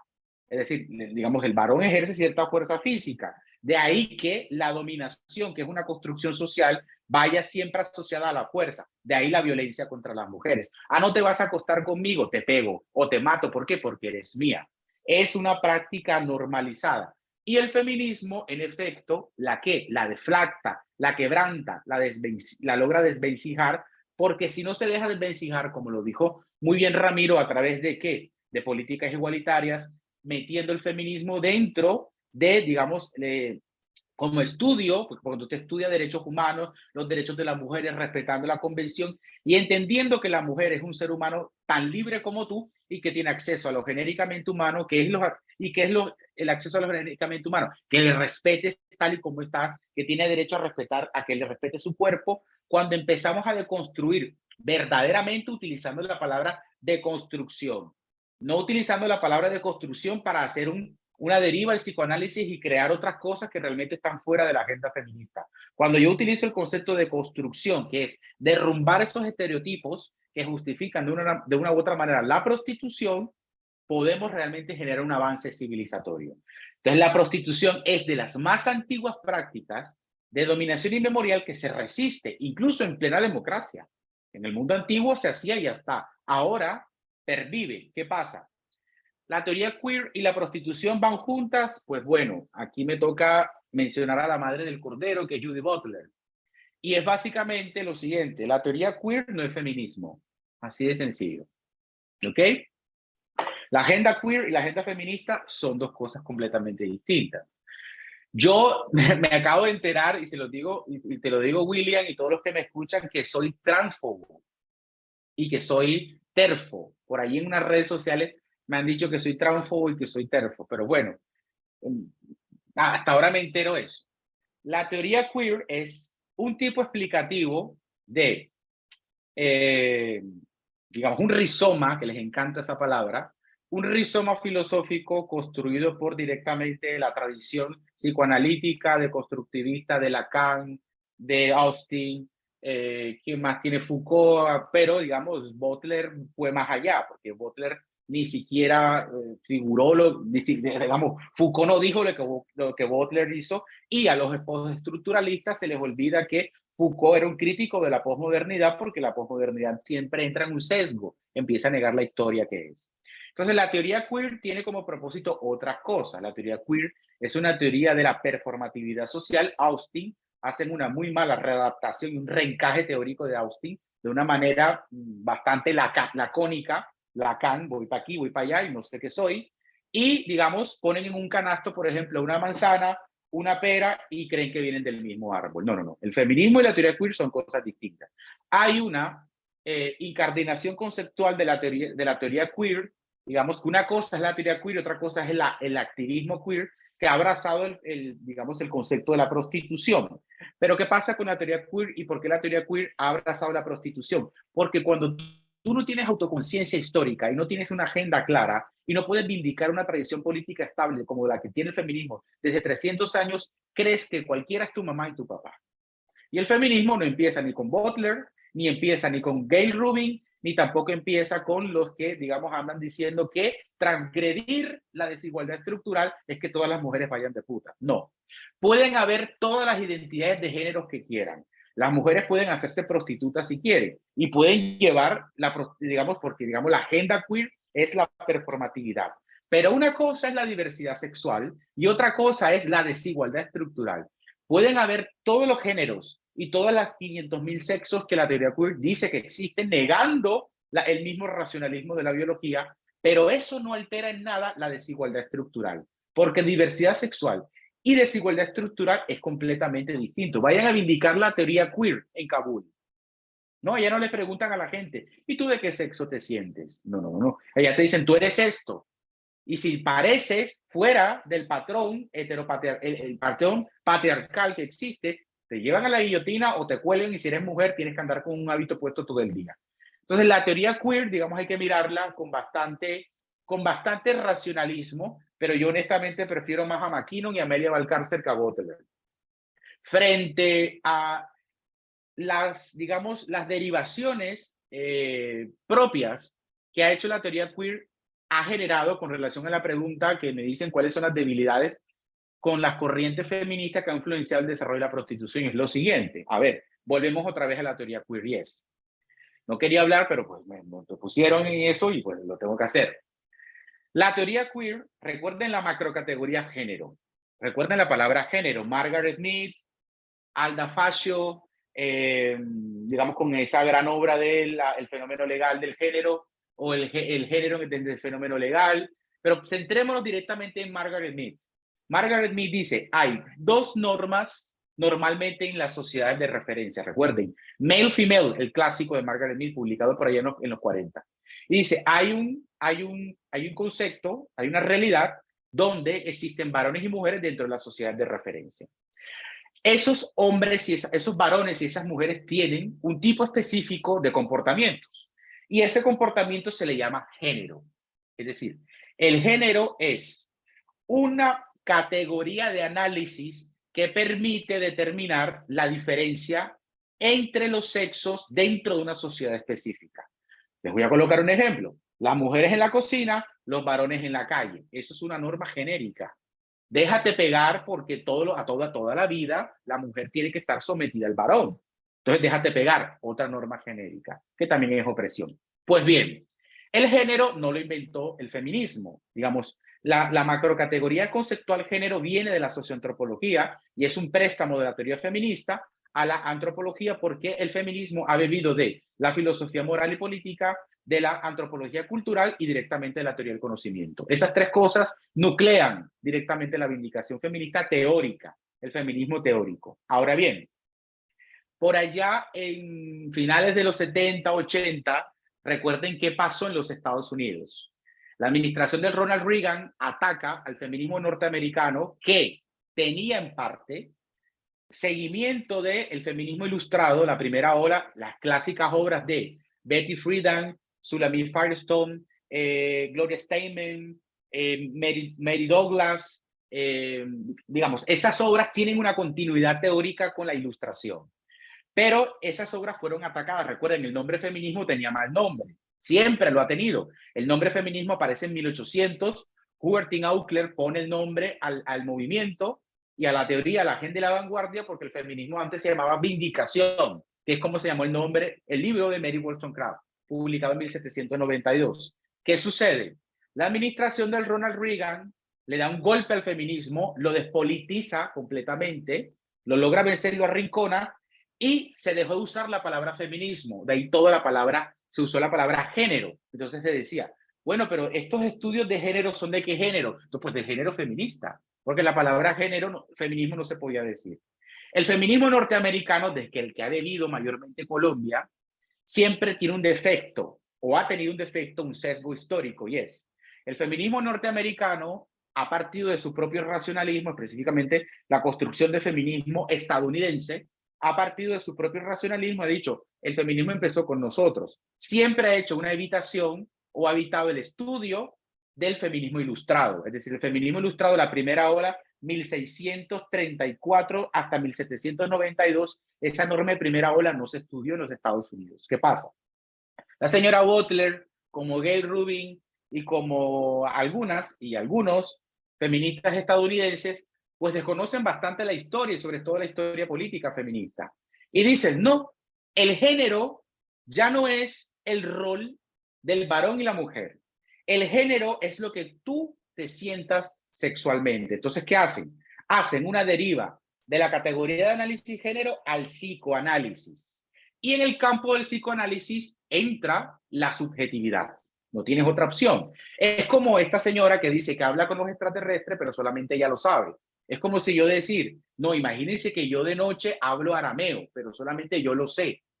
Pero yo realmente soy un sapo atrapado en el cuerpo de una persona. No hay forma racionalista de aprobarlo. ¿Por qué? Porque la deriva al psicoanálisis es directamente eso. Butler hace una deriva al psicoanálisis y rompe la macrocategoría género y le llama género al sexo y confunde género con sexo. Y de allí, pues toda la parodia del género o del género a la carta que vemos dentro del rizoma queer. ¿Qué pasa?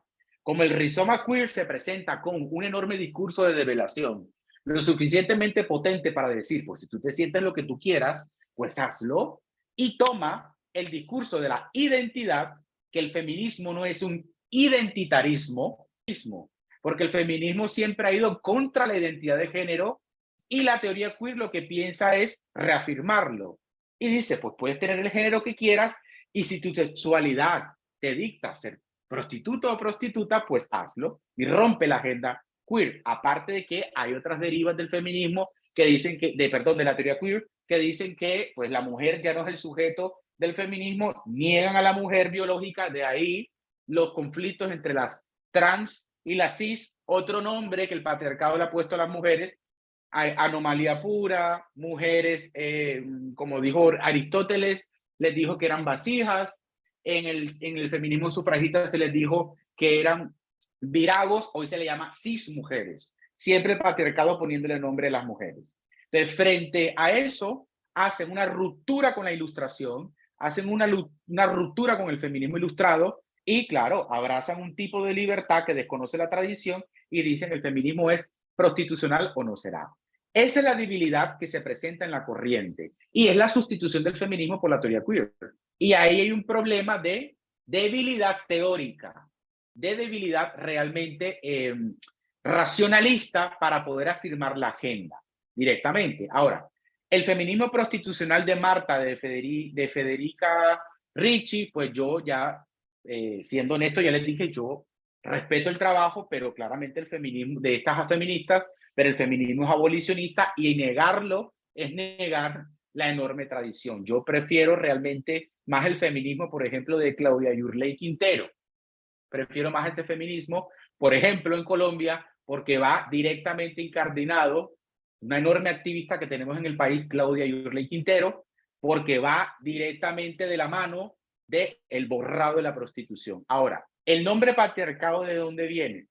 El nombre patriarcado, digamos, no aparece en la tradición feminista hasta mediados de los 60, 70. Es decir, Gerda Lerner es la gran teórica de la invención del patriarcado. Hay una, digamos, El nombre patriarca ya estaba en la tradición, pero realmente la construcción teórica se produce bien entrada a la tercera ola del feminismo. Entonces aquí, para ponernos en contexto, feminismo ilustrado 1634-1792, feminismo sufragista 1884-1948, cierra la segunda ola con la Declaración Universal de los Derechos Humanos, y la tercera ola del feminismo abre en los 60 directamente. En el feminismo ilustrado y en el feminismo sufragista se habló siempre de la discriminación y la opresión. Y en los 60, 70 se le puso nombre. ¿Por qué? Porque le tienes que poner nombre al enemigo para poder identificarlo. Eso siempre pasa en una teoría política. Si la teoría política no ataca directamente cuál es su enemigo, no va a lograr deflactarlo ni identificarlo. Entonces aparece el nombre patriarcado. Me gusta mucho el concepto de patriarcado que establece, por ejemplo, Christine Delphi. Dice, el patriarcado es un conjunto de prácticas de minorización de las mujeres que tienen como propósito mantenerlas en una continua opresión y discriminación en todos los tipos sociales y civilizatorios del planeta. En todas las culturas lo vamos a encontrar. Amelia Valcárcel, en un libro que se llama Ahora Feminismo, y también el libro Feminismo en el Mundo Global, establece una muy buena también definición del patriarcado. Dice, el patriarcado es una invariable socioantropológica que se resiste a caer. Y ahí el patriarcado genera múltiples patriarcados, patriarcado económico, patriarcado físico. Es decir, el patriarcado es un, digamos, algunos lo definen como un sistema, algunos lo definen como un conjunto de prácticas. Yo creo que Christine Delphi es muy asertiva cuando dice es un conjunto de prácticas de minorización de las mujeres en distintos roles en el planeta. Ahora, muy bien, ¿es la prostitución parte del libre desarrollo de la personalidad? No. Digamos, yo creo que el profesor William fue muy claro y el profesor Ramiro también fueron muy claros. A ver, el libre desarrollo de la personalidad es una construcción liberal. Entonces vamos a pararnos en unos resortes politólogos que me dijeron que aquí habían politólogos. Dos enormes tradiciones políticas tenemos, liberalismo y socialismo. No tengo ningún problema con las dos tradiciones. El feminismo ha bebido de ambas. El feminismo no nació con el socialismo. El feminismo no nació con el marxismo. El feminismo no nació con el liberalismo, no. El feminismo es una teoría política que se acompasa a la teoría política que le sea de recibo o que sea contemporánea. Entonces, por eso vamos a ver feminismo liberal, socialista, radical, es decir, las distintas clasificaciones. Pero ¿qué pasa? No hay libre desarrollo de la personalidad sin antes no existe una plantilla que se llama la individuación. La individuación es una construcción liberal, viene del liberalismo. De la individuación viene la calidad de individuo y luego de la calidad de individuo, recuerden, el constitucionalismo ilustrado, el constitucionalismo liberal, toma la categoría individuación e individuo y la convierte en sujeto de derecho. Pero recuerden que la categoría sujeto de derecho no existió para las mujeres. Entonces, el libre desarrollo de la personalidad es la capacidad que tiene un ser humano, como lo estableció el profesor William y como lo estableció en su momento Ramiro, de ejercer dispositivamente, facultativamente, obligatoriamente o de la forma que le salga de su cabeza el derecho a ser y a existir conforme a un patrón de referencia. Nadie ejerce el libre desarrollo de la personalidad fuera de un marco de referencia. Es decir, tú no puedes desarrollar el libre desarrollo de la personalidad en Kabul, en Afganistán, simplemente porque esas sociedades tienen como plantilla ser sociedades estamentales. Entonces, la desigualdad es el núcleo de sentido que el libre desarrollo de la personalidad vas a poder vindicar y defender en las sociedades estamentales. Pero en una sociedad como la nuestra, una sociedad occidental, tienes un patrón de referencia que te fija cómo lo desarrollas. Y ese patrón de referencia que te fija cómo lo desarrollas es la Constitución. Y la Constitución está incardinada a la Declaración Universal de Derechos Humanos. Y la Declaración Universal de Derechos Humanos, que es abolicionista per se, y los tratados internacionales que hacen parte del bloque de constitucionalidad te dice, desarrolla el libre desarrollo de la personalidad como te apetezca, pero la prostitución no entra. ¿Por qué? Porque la instrumentalización de los cuerpos no hace parte del libre desarrollo individual de cada persona. No entra, no encaja. Por eso les decía, digamos, al iniciar mi intervención, la ventana de Overton. Tratar de justificar lo que es injustificable democráticamente. Por lo tanto, regular la prostitución, aparte de ser un estereotipo, directamente es mantener la estabilidad de una forma de dominación que el discurso romántico, el de la libertad, el de la igualdad, que no están pensados para eso, empieza a abrazar. ¿Hay prostitución de hombres? Sí, sí la hay. Minoritaria, pero sabemos directamente cómo el patriarcado logra desvencijar la prostitución de los hombres. Los varones salen de la prostitución, las mujeres no. Digamos, les voy a recomendar un libro buenísimo de una de mis grandes maestras en España que se llama Ana de Miguel, El mito de la libertad. El mito, es más, creo que lo tendría por aquí se llama Neoliberalismo sexual, el mito de la libre elección de Ana de Miguel. Un enorme libro que yo creo que es de los clásicos de este siglo con relación al estudio de la prostitución. Y la prostitución, sabemos cómo la varonía se logra desencajar. El profesor Ramiro dijo algo muy claro en la manera como se asociaba la crianza, la fratría, la construcción del pensamiento de la desigualdad en la varonía. Por ejemplo, un chico, yo creo que estamos aquí entre personas adultas, un chico se acuesta con todas las chicas de la universidad. Bueno, pues si puede, claro. Y si las chicas también son tontas y se dejan, no creo. Se acuesta con ciertas, ese chico será un campeón. El campeón. El matalocas, el Ray, porque las mata, las deja bien muertas. Le aplaudo. Y si tiene el calificativo de perro, la fratría, que es la manera educacional en que las sociedades directamente han construido el pensamiento de la desigualdad, y eso lo vemos en las escuelas. Van a ver ustedes el grupo de los niños y los grupos de las niñas. Por eso hay que intervenir con educación en la fratría. Ahí se produce el pensamiento de la desigualdad que pueda migrar directamente en la prostitución. También es un tema de política educativa. Entonces, la fratría le enseña a los varones que pueden hacerlo. Perro, ese tipo de cosas. Ustedes no han visto que ciertos comportamientos, cuando los niños están en un grupo y ese niño es afeminado, ese niño se trata como mujer, se feminiza a ese niño, porque la fratría enseña que ser mujer es ser débil. ¿Qué sucede? La fratría, que es donde empieza todo el proceso de socialización de la desigualdad y se convierte en el núcleo de sentido, la fratría enseña ese tipo de cosas. ¿A dónde voy? Si eres llamado perro, eres un campeón. Zorro, eres un campeón. ¿Dónde vienen los descalificativos? La mujer no es igual que yo. Si es zorra, si es perra, ahí hay un problema. La misma lógica operacional, valga la redundancia, aplica en la prostitución varonil. En la prostitución varonil, estar con mujeres es un trofeo. Estar con mujeres es un trofeo. ¿Por qué? Porque no hay estigma. Es decir, pueda que te paguen siendo varón, pero tú sales y entras en la prostitución cuando quieras. ¿Por qué? Porque la sociedad está socializada, valga la redundancia, sobre esa plantilla donde tú eres superior a otro sexo que si lo hace es el que va a cargar con el estigma. Ese es un tema que atraviesa la educación y que atraviesa la cultura. Entonces, frente a la política pública que hay que hacer, que aquí entran las preguntas de las propuestas específicamente, y es, en política pública existe básicamente, digamos, la propuesta incardinada, realmente la tradición feminista, que es el abolicionismo, y existe pues un delirio desiderativo de libertad y que yo hago con mi cuerpo lo que quiero y que, digamos, un rizoma que le llaman regulacionismo. Y está el prohibicionismo, es decir, hay tres formas, existen tres formas. La histórica es el abolicionismo, estoy hablando de política pública y de política feminista.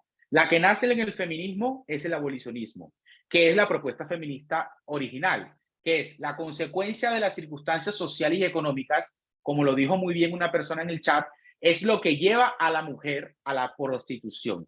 Es decir, la pobreza, la precariedad, las circunstancias sociales es lo que genera la cosificación de las mujeres. Digamos, es la forma más grave de violencia sexual y la destruye física y sexualmente, psicológicamente. Recuerden, en la prostitución no es el paraíso terrenal. Hay mujeres violadas, drogadas, sufren un estrés postraumático similares a los de los veteranos de guerra. Es decir, eso es una cosa terrible y la gente pretende colocarle a eso una capa ¿de qué? De libertad y de deseo. Esa propuesta de política pública abolicionista pretende abolir. ¿Qué es abolir? Acabar con la demanda de prostitución, como lo estableció el profesor Ramiro, y las circunstancias que favorecen directamente las campañas de sensibilización y reforma de las leyes para amparar a las mujeres, prostitutas o prostituidas y penalizar a los proxenetas y puteros. El feminismo no tiene problemas con las mujeres prostitutas. El feminismo tiene un problema con la prostitución. Entonces, ¿qué pretende? Abolirla. ¿Qué propone? Acabar con la demanda, como lo estableció el profesor Ramiro, construir leyes igualitarias para que las mujeres salgan de ahí, penaliza a los proxenetas y los puteros, no a las prostitutas, y respecto al proxeneta, se le criminaliza y castiga con multas y penas de cárcel. Alguien me hacía la pregunta, ¿a dónde va el dinero de la prostitución? ¿A dónde creen que van? Ese dinero va a la ilicitud. Y precisamente la propuesta regulacionista es levantarle el estigma a la prostitución y hacerle un favor a la mafia y a los empresarios del sexo para blanquear ese dinero que es producido por una forma de esclavitud moderna. No sé si soy claro. Con respecto al comprador, se le criminaliza y se le castiga con multas. Y con respecto a la mujer prostituida, el abolicionismo recibe la mujer asistencia integral del Estado, digamos, en Francia, por ejemplo, es un ejemplo de esto, recibe asistencia integral del Estado y la ayuda para formarse y encontrar un trabajo digno. ¿Por qué? Porque hay que recordar que pasamos de la esclavitud al derecho laboral. Y aquí me acojo a la pregunta que el profesor William me hacía. ¿Cuál era la diferencia entre la esclavitud y el derecho laboral? Que hay un consentimiento, aparte que es informado, que está validado por el sistema constitucional de referencia, porque recuerden el constitucionalismo y logró racionalizar el constitucionalismo contemporáneo, porque el constitucionalismo que también nació era excluyente, misógino, en fin. El constitucionalismo de la tercera ola, el socialdemócrata en el que estamos, porque el constitucionalismo también ha tenido 3 olas, pero eso después que me inviten se las explico. El constitucionalismo contemporáneo, el socialdemócrata, digamos, cuando logra enfrentar con el feminismo, que han ido juntos siempre, porque son hijos de la democracia, deflacta la esclavitud y construye el elemento de consentimiento.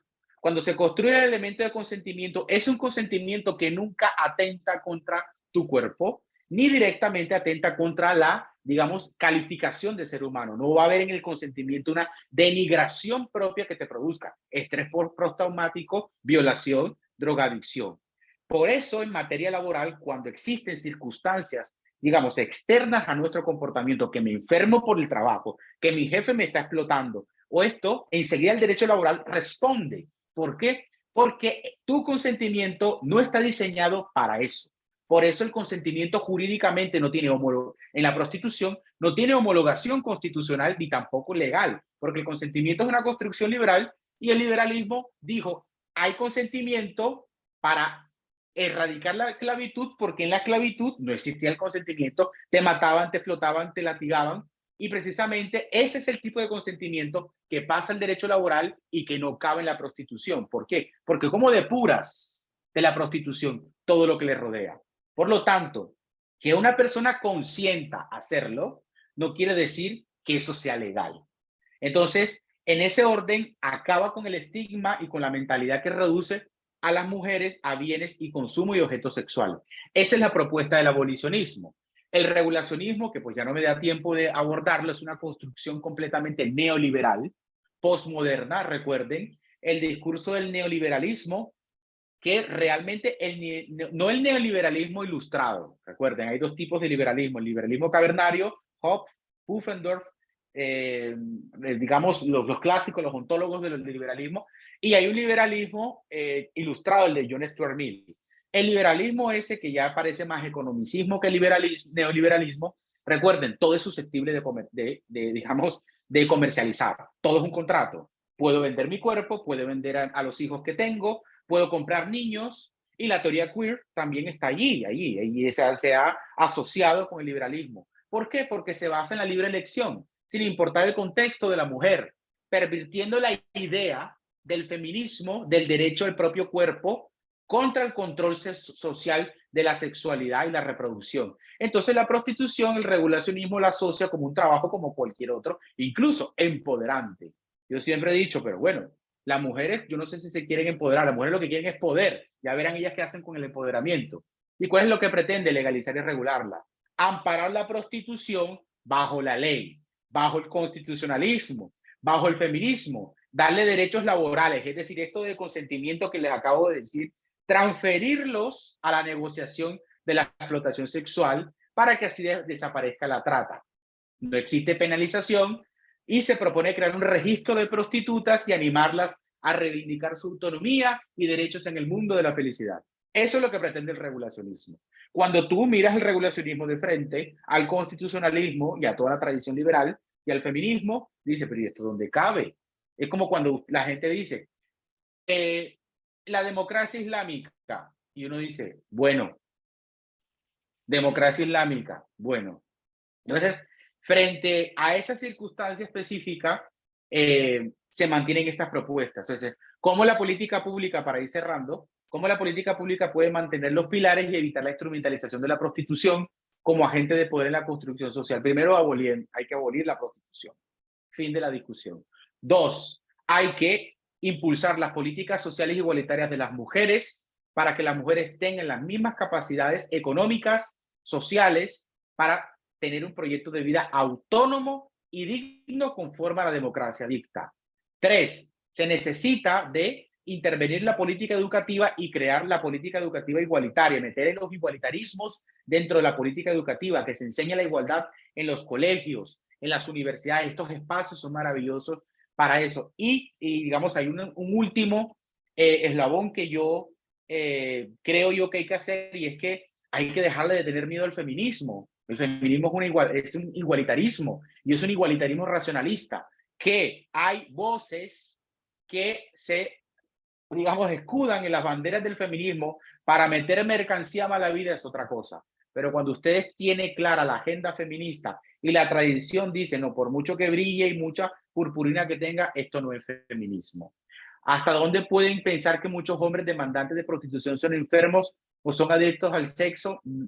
Ese dato no lo tengo, digamos, yo creo que eso es para otro debate, pero realmente la adicción, que no la toco, más que adicción, ahí es una creencia objetiva de que se puede hacer directamente. ¿Por qué? Porque ese es el contexto y siempre ha sido así y nunca se acabará. De ahí que digan, es la profesión más antigua de la Tierra, y eso es mentira, porque se asoció al trabajo de los 70 para acá. Yo, cerrando, digo siempre, recuérdenlo siempre, con relación a todas estas corrientes feministas que andan por allí, y es, el feminismo es una teoría política de la igualdad, como se los decía, es un igualitarismo racionalista, es un nominalismo, filosóficamente hablando, pero también es una teoría de la justicia. Y es una teoría de la justicia que dicta las libertades mínimas y fundamentales de las mujeres. Que no las maten, que no les den menos de comer, que no estén fuera de la educación, que no las prostituyan, que no las casen sin su voluntad. Y ese es el terrible contexto general que existe.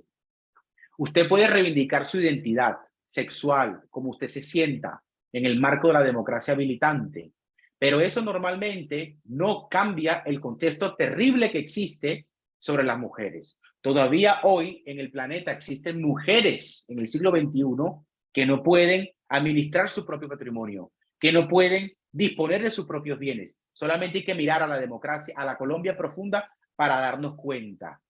O al vecino o a la vecina que trata, que usted conozca el caso. El feminismo es una teoría de las libertades mínimas y fundamentales. No es una teoría del deseo y lo que yo hago con mi cuerpo, no. Es una teoría política que trata de identificar los puntos de dignidad de las mujeres y atacar allí, y varones también, y atacar allí para que la igualdad sea declarada realmente y formalmente y sea practicada.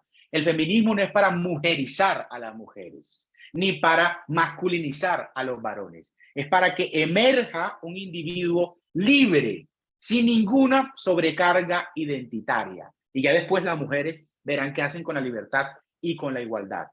Conocer el contexto de la prostitución nos permite dar herramientas para vencerla. No hay que ayudar al contexto cuando crees estar ayudando a la persona. El contexto prostitucional no debe ser ayudado, debe ser disuadido. Y por eso debe ser estudiado, analizado y entendido cómo se disuade. Nada más. Bueno, profesor Luis Miguel, pues muchas gracias. Creo que bastante claridad tanto en su contexto, en presentación inicial, como en las respuestas a las preguntas. Se ha pasado tan rápido el tiempo que ya prácticamente son las 9 de la noche, el horario que estaba dispuesto para el espacio. No sé, Vanessa, si al respecto vas a decir algo adicional como para dar cierre o si se va a comentar algo más que va a la consideración Eh, de tu liderazgo. Muchas gracias, profe William, no, y muchísimas gracias al profe Luis Miguel. Creo que en los diferentes espacios, encuentros y en las diferentes sesiones que nosotros incluso tenemos, en los diferentes espacios invitados que hemos tenido, siempre hemos como observado unas posturas muy diferentes sobre el feminismo. Hemos tenido muchísimos debates también acá frente a todas las posibilidades que se dan. Y esto, digamos, como que nos enriquece mucho el debate. Creo que estas son oportunidades para enriquecer el debate, para mirar todas estas posturas, para mirar todas las formas de comprensión como tal que se dan sobre la sociedad y que a nosotros también nos interesa mucho. En ese sentido, le agradezco que nos hubiese traído esta otra mirada que también me parece que resalta unos aspectos muy importantes y muy necesarios, que como mujer también digamos como que me hace un llamado a unas reflexiones que en muchos momentos no me he hecho. Entonces le agradezco como tal eso porque sí me genera ahí, incluso ahora que mencionaba pues todo el tema de las mujeres migrantes, ahí siento pues como investigadora también una gran identificación porque justamente como con todo este tema de las mujeres que se van para España, sobre todo que nosotros hemos tenido en Colombia en los años 80, 90 y que de ahí salieron digamos como que muchos artículos, muchos prejuicios, esto llama mucho la atención y que obviamente si miramos esto desde el tema de las desigualdades y las vulnerabilidades de las personas también es una mirada muy interesante. Entonces le agradezco mucho, profe Luis Miguel, esta otra mirada. Vamos a seguir explorando todas las miradas que podamos igual desde los feminismos porque consideramos que siempre estamos en procesos de formación y este proceso de formación me pareció muy excelente. Muchas gracias por la pasión, también porque se le siente como toda la pasión en este tema que lo trae usted en el corazón, en las venas, en todos lados. Entonces agradezco esa pasión con la que se nos ha presentado a nosotros. Creo que eso siempre es importante destacarlo porque es como si nos entregara una parte también de usted. Yo le agradezco mucho esto, profe, y ya que abrió el micrófono, dale. No, pues gracias a ustedes. Sí, realmente, bueno, también los costeños somos muy apasionados en lo que decimos, pero yo creo que Aristóteles se equivocó cuando dijo que la ley no estaba carecida de pasión. No, yo creo que sí hay pasión y pasión por la igualdad, vivida, estudiada por muchos años, y eso también se nota en la pasión que uno le entrega. Gracias a ustedes porque también digamos, uno se alimenta de estos comentarios y de las distintas perspectivas, como muy bien lo estableció la profesora Vanessa. Aquí tienen un servidor siempre abierto para el debate, respetuoso, dialógico, en el sentido de Habermas, y en ese orden, con mucho gusto, estar aquí para servirles. Y gracias también a los estudiantes, a todos los que intervinieron y que enriquecieron este espacio. Muchas gracias, profe. Vamos entonces a cerrar el espacio, no sin antes solicitarle a todos y todas que diligencien la asistencia para que porfa esto nos quede ahí. Y espero que nos veamos entonces, profe, en otra ocasión. Y a todos y todas nuestras estudiantes, nos vemos dentro de 8 días en nuestro café político, que vamos a tener una invitada muy especial. No sé si por ahí está, pero vamos a tener a la hija de uno de nuestros estudiantes. Dentro de 8 días les cuento bien cómo es, pero esa también es la idea, que esta red también tenga aquí como la posibilidad de que los estudiantes traigan invitados, que los estudiantes sean invitados, que si tienen algún conocido también lo propongamos. Entonces nos vemos dentro de 8 días y que tengan todos y todas una feliz noche. Profe Luis Miguel, profe William, y a todos y todas. Feliz noche, muchas gracias. Feliz noche. Un abrazo Feliz para noche. todos. Feliz noches. noche.